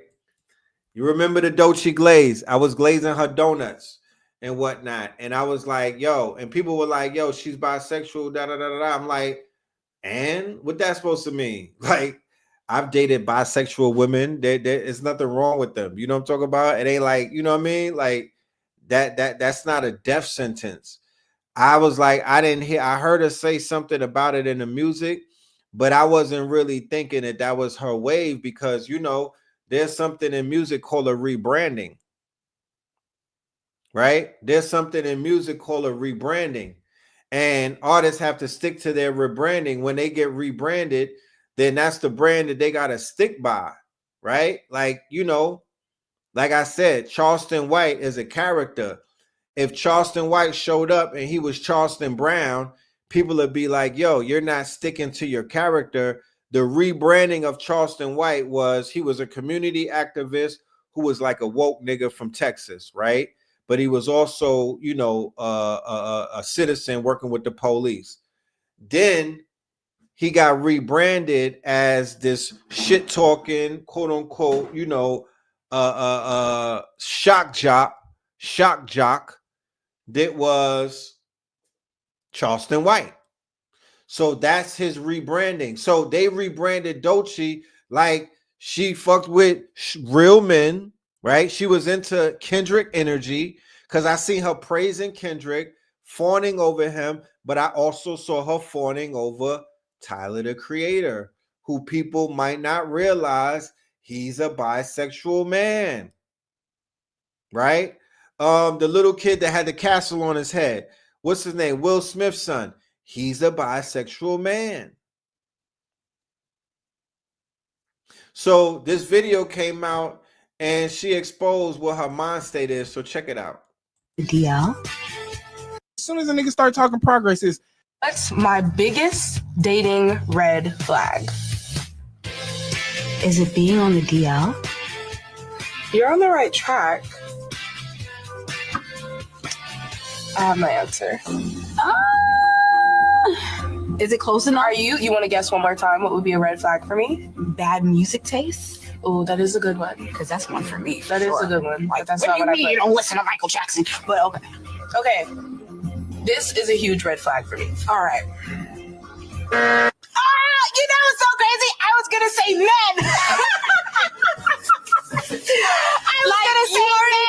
I mean, strike one. You're a man. Yeah. And you're heterosexual. Yeah. I was gonna say, so technically, because my mind was already there, I don't think I deserve to eat a wing. I think you do, friend. That's my biggest. So that's her stance. As confusing as that shit may sound, she said that her red flag was a straight man. I'm like, damn, I ain't never heard of no shit like that before. That's new to me. It's like, what the fuck? Your red flag is a straight. So y'all just, that's like, you know what I mean? You know, when the GPS is telling you to go right and you just go left and you start, you just rerouted your whole shit, ma. Like, that's a rerouting if I've ever seen one. I'm like, look, that might explain why we're seeing her being pushed through the industry. They pushed her through the velvet ropes and put her right in VIP and whatnot. And is given industry plant. You know? It's giving industry plant. So Mad Hatter said they're playing a game. Woman joke too. They were laughing. Are you okay? You know, I don't know. She's in her 20s. How old is Doechii? Y'all go check it out. Check out how old Doechii is. I don't know, but girls in their 20s that I know, they don't talk like that though. The girls in my 20s at the Breakfast Club, she says she's into bi men. Like, that's what I'm saying. Women in their 20s, they got it figured out. They know that they want a man, or they want a man who's, this is some, the youth is extra. This I know. You know, she's 26. Oh, the 27 Club. You know, my brother did an excellent dissertation on Black Magic 363 about this tonight. I would highly suggest that y'all go and check that out. And you know, you take notes, because Blue was dropping it, Blue was breaking it down. But you know, I just said in my post, I don't get involved with people's bedroom politics. However, mindset is a lot for me. Like, I could separate certain things with the artist.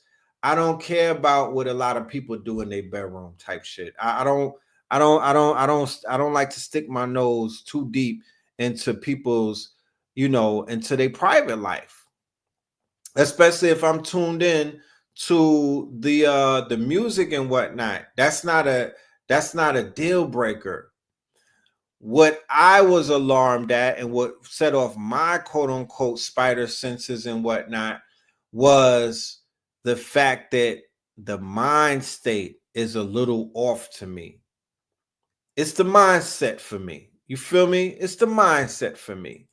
And once again, you know, you had what was it Johnny Gill or Ralph Tresvant? Because I didn't hear about Ralph Tresvant being bi. You know, I are you saying that Ralph was hitting both was swinging both ways, my nigga? They said Johnny Gill, not Ralph. Don't do that to my nigga, Mr. Sensitivity. Don't do that to Ralph. That was, you know what I mean? That was telephone. That man, Shorty's grew up with him, man. Shorty's grew up on Ralph. Don't do that. Don't do that. They don't even know Ralph Lauren. They knew Ralph for motherfucking yeah, maybe Ralph Lauren, nigga, but not Ralph Tresvant.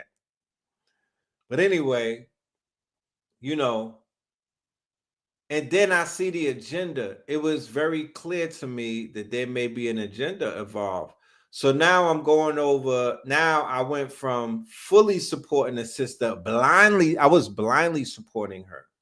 I was putting a lot of support behind her, but I have to somewhat back off because I need to find out what's going on inside of the head of Miss Doechii and whatnot, because you know that could be detrimental if she goes into youth culture, spreading that type of mind state. What you do behind closed doors and what you do in your private life, but when you bring that mind state to the quote unquote front of your image and whatnot and your brand, if that becomes a part of your brand, then I ain't with it. The music ain't that good for me. I ain't with it. You know what I mean? I'm not with it. So that's slutty vegan rap. You know, and that's the thing. You know, I guess that's the thing out here. But once again, for the people to be like, that's the thing out there. I'm not 20. I'm not 20. I'm gonna be where I'm at before I'm where you at. So as y'all get closer to where I'm at, I'm sure that y'all might be able to see things like, damn, I sound crazy when I was talking like that at 20. At 20, you know. So yeah, man, that's that industry, man. But you know, the industry is the industry. And it is what it is. Real quick, commercial break. Word from our sponsor, ladies and gentlemen. Real quick, a commercial break. A word from our sponsors. Underground Madness. Up on the 17th. All right. ATL TV Network. Branding Day for all of my content creators, all of my brands out there. Everybody who needs content and understand that content is king. We need you to be in the building. All roads converge to 488 Edgewood Avenue from the hours of 12 noon to 5 p.m. Yes. March 17th, March your arse down here. March Madness. And we are going to create some amazing content. Exactly. Underground Madness meets March Madness, ATL TV Network Brand Day. Make sure that you pull up to get your close up. You dig? Yes, right? Indeed. We'll see you in the building. This is Blurred Lines. Yes, indeed. Yes. I also want to share that we have launched our new channel. All right. Hip-Hopolis in conjunction with Brother Rich. All right. I want y'all to go and check that out. Hip-Hopolis. The full lecture for the non-Eat the God Fest is up there for everybody to watch. I'm going to show you the channel real quick. Make sure y'all go and subscribe. I'll drop the link in the chat. Go and subscribe to our new channel. This is where hip hop lives. Yeah, I'm talking about. We're going to have a lot of content on there. All right. I'm going to have a ton of content on there, and it's going to be music based. There are albums that we'll be reviewing. There's going to be segments where we're going to be building and whatnot. Me, Blue, Rich, about all things hip hop. There's going to be video premieres, album premieres, you name it. We're going to have it. So make sure y'all tap in to Hippopolis. You know what I mean? Let me show you the channel real quick. I dropped it in the chat. Make sure y'all go and subscribe. And this is the 9.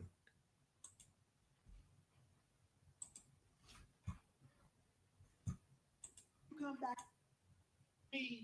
That these lights up here was gonna be on tonight. Dr. B Serious. Then I begin to stop on the one. All right. Tingling Sister Erin Lyons. Billy Carson. So tonight I'm gonna talk the tyrannical system of European B-Dell. in time. Right? Blue Pill. All right. KT. Your sun sign is Sister Myra. emerald green.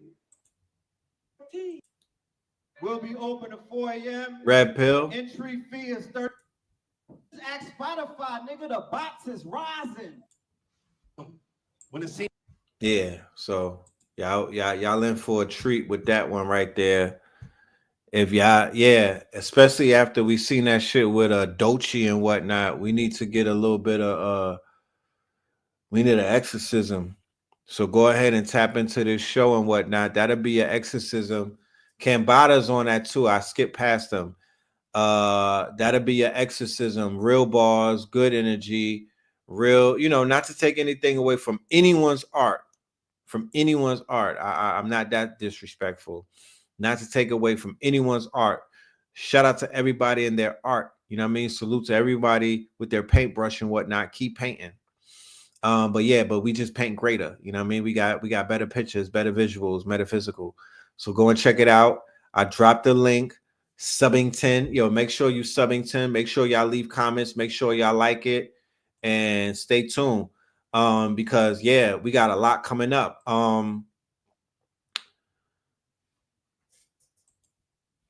Tory Lanez just dropped the album this weekend.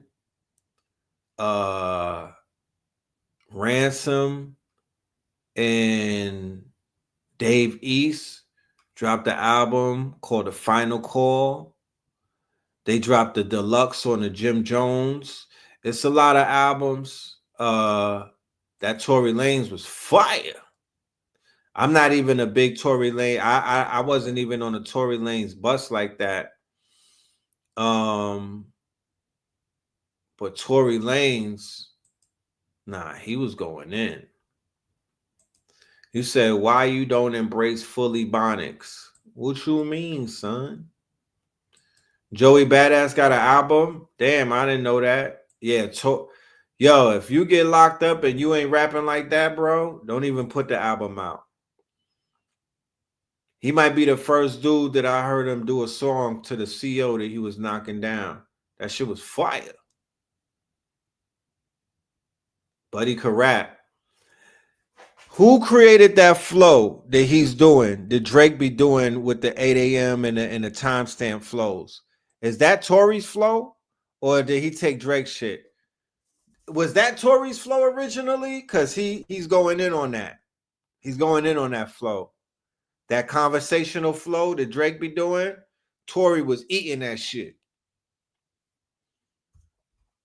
Yo, the audible, yeah. Ransom, they got a video. They got a video for one of the songs. The beat is, I think it's Final Goodbyes or Farewells. The beat is crazy. And Ransom, both of them went upstairs. Both of them left the earth, but Ransom be leaving the earth before Dave East. You feel me? Yeah, I heard of Shaka Khan blew up the industry. That new West Side album. Like, we gotta do some album reviews. I'm ready to get litty. I'm ready to go in. You know what I mean? Like, It's time for the reviews, my G. I wasn't really feeling that J-Leg verse. I'm sorry. I don't know. I listened to it a few times. It didn't grab me. It didn't grab me. Tory stole Tim's vocal style. Ransom sounds like Dave Ransom. That's interesting. Yo, the Jomo shit. Like I said, I'm not a big Jim Jones fan, but he didn't drop a flop. That's all I gotta say. It sounds very new. It's very Harlem. Very Harlem. You said if sound like you trying to tone down your black New York accent, why not turn it full throttle? You know how long I've been in Atlanta? I don't even know what a New York accent is. You know what I'm talking about? I don't even know what a New York accent is. You feel me? Like, I could only talk the way that I talk.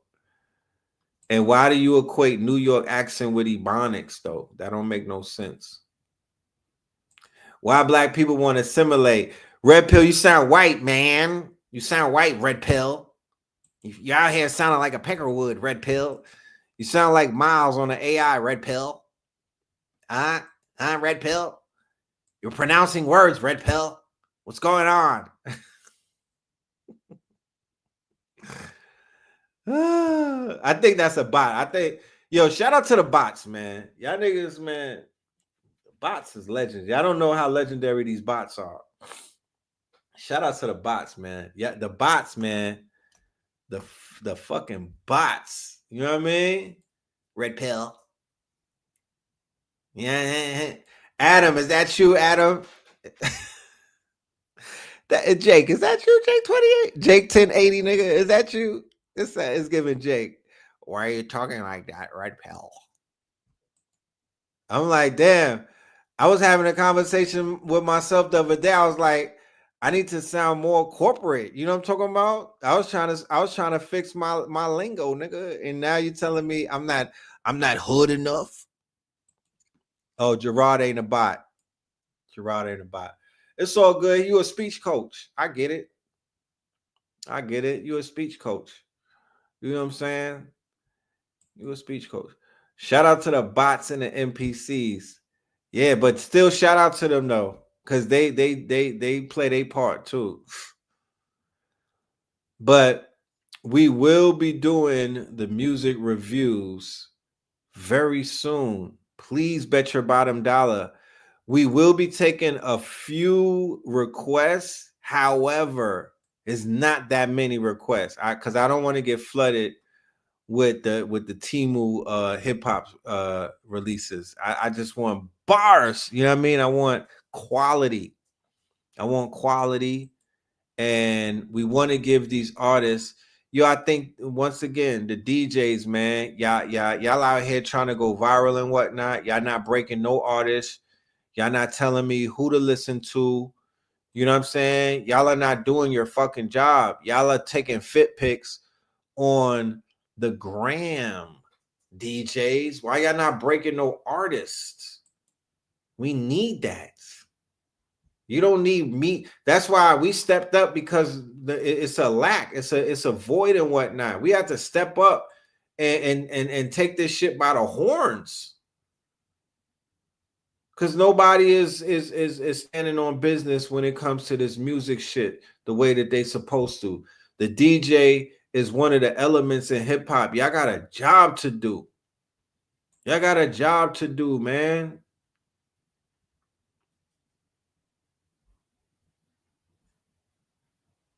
You know?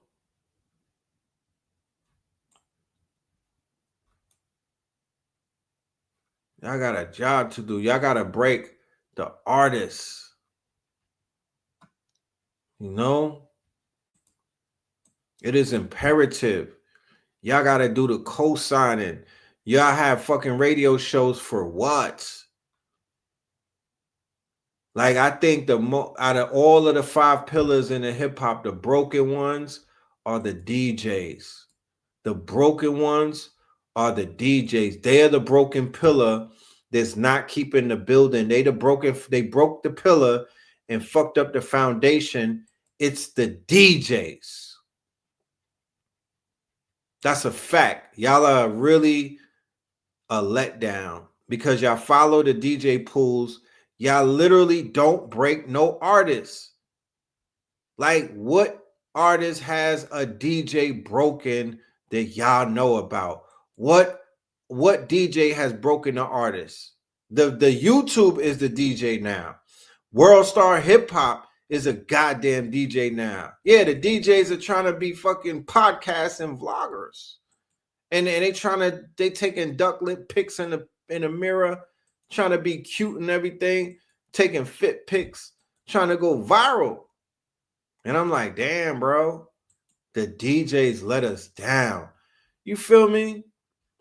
DJ don't be knowing. I be meeting DJs like, yo, play some Cambada. Who? I'm like, Cambada, nigga. Who? Yo, give me some AA. Who? Give me some Cyrock. Oh, yeah, we got the peach and the lemon. Nigga, Cyrock with an S. Like, the DJs. The DJs, bro. I'm going to lovable.dev right now. I'm gonna try to create an app to replace you niggas. That's who they need to replace, the DJ. They need AI to come and take these niggas' jobs, man. Y'all taking everybody else's job. Come and take the DJ job. Let these niggas stay home and play Roblox.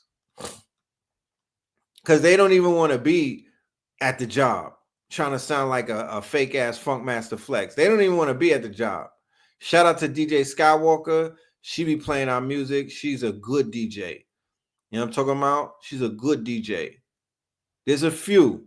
I'm not cursing all of y'all. There's a few. We'll put out a list. You feel me? We'll put out a list and whatnot. There's a few. Yeah, K Slay was definitely one of them.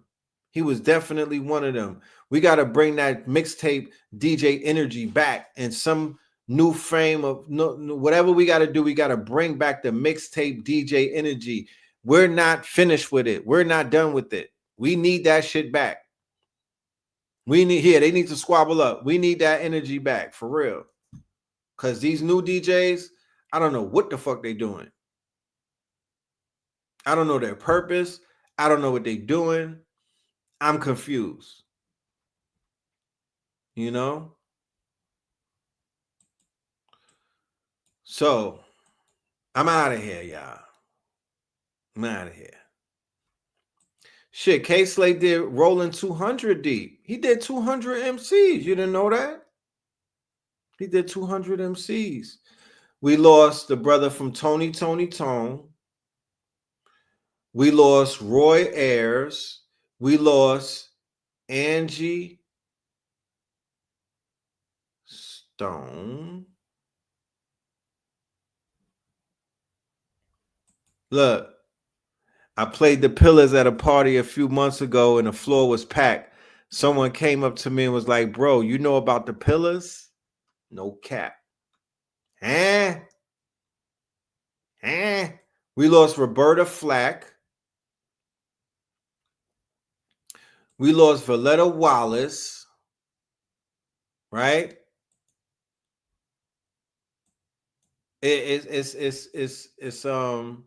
Why my question is this: why we don't see too many white tech people, and why are they people not going like this? Jasper Isley,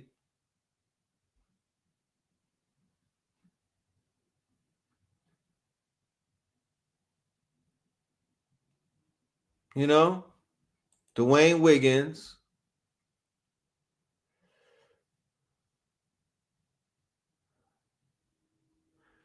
Why they people don't be going? I remember coming up, they didn't have people dying like this. They signed to the old guards, the contracts are up. Yeah. Yeah. Gladys Knight in the hospital. Yep. It's a big party in the sky.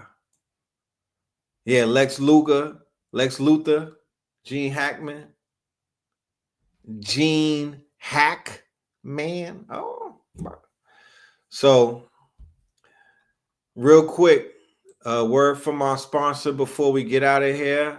Ladies and gentlemen, the lecture of the year is coming up. This one right here is going to be a doohickey.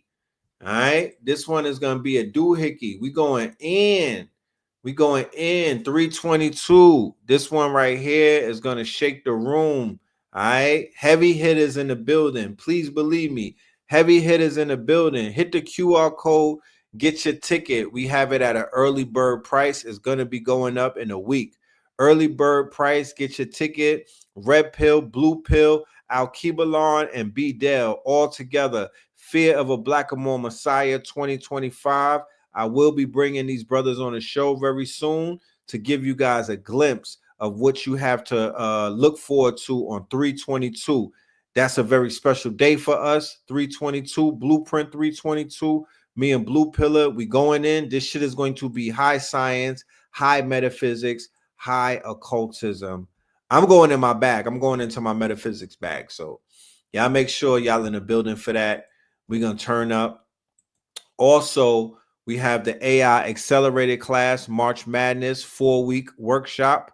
All right. Anybody that signs up tonight for the 4-week workshop, I am going to give you the whole month of January for the free 99. The whole month of January will be yours. That is a 4-week course. All right. Up to about 20 hours full of content that we did in January 2025. If you sign up for the AI Accelerated March Madness, the link is in the description, and the quote unquote mods will be dropping the link. If you want to sign up, take advantage of it tonight. All right. And we also have the new merch, the non-ether merch that is in the shop as well. Check that out, that new drip, and the 44 Tops album, of course, and the workbook. We do have the workbook available. Shout out to everybody that's been supporting. We appreciate you. Your CD is in the mail. Check your email for your tracking numbers and whatnot. And yeah, with that being said, man, we will see you very soon. Make sure you tune in to Techno Tuesday. We're going to get into the techno bag. We're going to get in our nerd bag, our blurred bag, and we're going to talk about all of the things that are going down, all of the opportunities that are going down, all of the quote unquote windows and the doors that have opened up. It's gonna be called Welcome to the Manosphere, right? The Manosphere, MANUS, the Manosphere. Welcome to the Manosphere. That's the episode tomorrow. And then we're gonna do I'm in Love with Lovable. How many of y'all seen the Umar shit brewing up? I told y'all it's gonna be 3 months of this. No, 3 weeks. I said it's gonna be 3 weeks of the Umar bashing. How many people have seen the beginning of the Umar bashing taking place? Because we called it out. We called it out on the last show. We showed it. And then he went viral on Drewski. He went viral on the Drewski show. But yeah, Tia Kemp. Oh my goodness. Rick Ross baby moms. Oh Lord. I don't want to be messy, but boy, she cooked them. Let me go on my Explore and see if she pop up. If the ancestors want y'all to see it, then it's gonna pop up. If the ancestors want y'all to see Tia cooking that man, she read that boy for filth. Oh Lord, she read him for filth. Yeah, but it's you know, I don't even think the haters have formed Voltron yet. They still getting their videos ready. But I hear the click clacks in the I hear the click clacking taking off. They loading up. I'm just gonna let they loading up. Niggas is loading them clips up, boy. I promise you. Charleston White, that's one of his biggest ops too. Him and Umar is one of his biggest ops. He gonna cook them. He gonna cook them. But yeah, it's not popping up. So that's the universe saying don't be messy. It's not popping up. It's not popping up. You know. Oh man. He said that can't stop him. Yeah, you know what I'm saying? I mean, you know, we taking bets. You know what I'm saying? We taking bets. You know? That's like when King Kong, remember when King Kong was on the Empire State Building and they had the motherfucking planes coming out and he swung and he almost dropped Lois, he almost dropped the white lady. He's at that point in the movie. You know, he's at that point in the movie. But I want to say thank y'all for sticking, you know, we up late and whatnot. I promise we'll be doing some more earlier shows and whatnot. And yeah, we will see you tomorrow, mañana, and we will see you Third Eye Thursdays, inshallah. We have the Charlotte, we got the flyer for Charlotte. Melanin Monday pop-up in Charlotte at the end of this month. I think the 31st. That flyer is on the way. Look out for that. Charlotte, North Carolina, we coming. You feel me? Charlotte, North Carolina, we are on the way.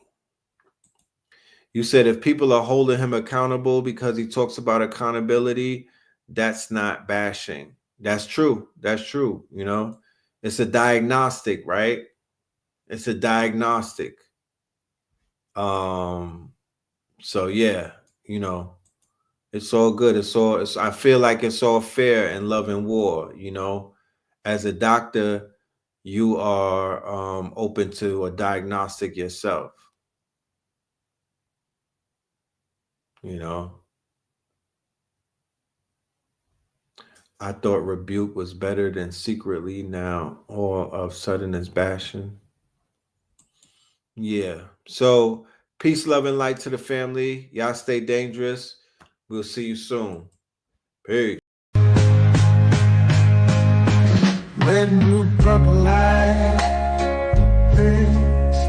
Red, blue, purple light. Facts. Red, blue, purple light. Red,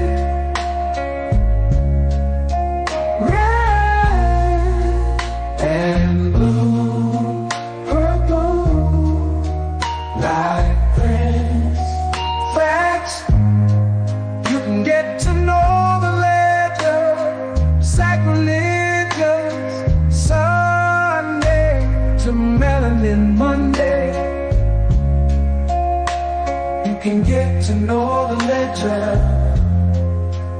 My love, just open your third eye on Thursday.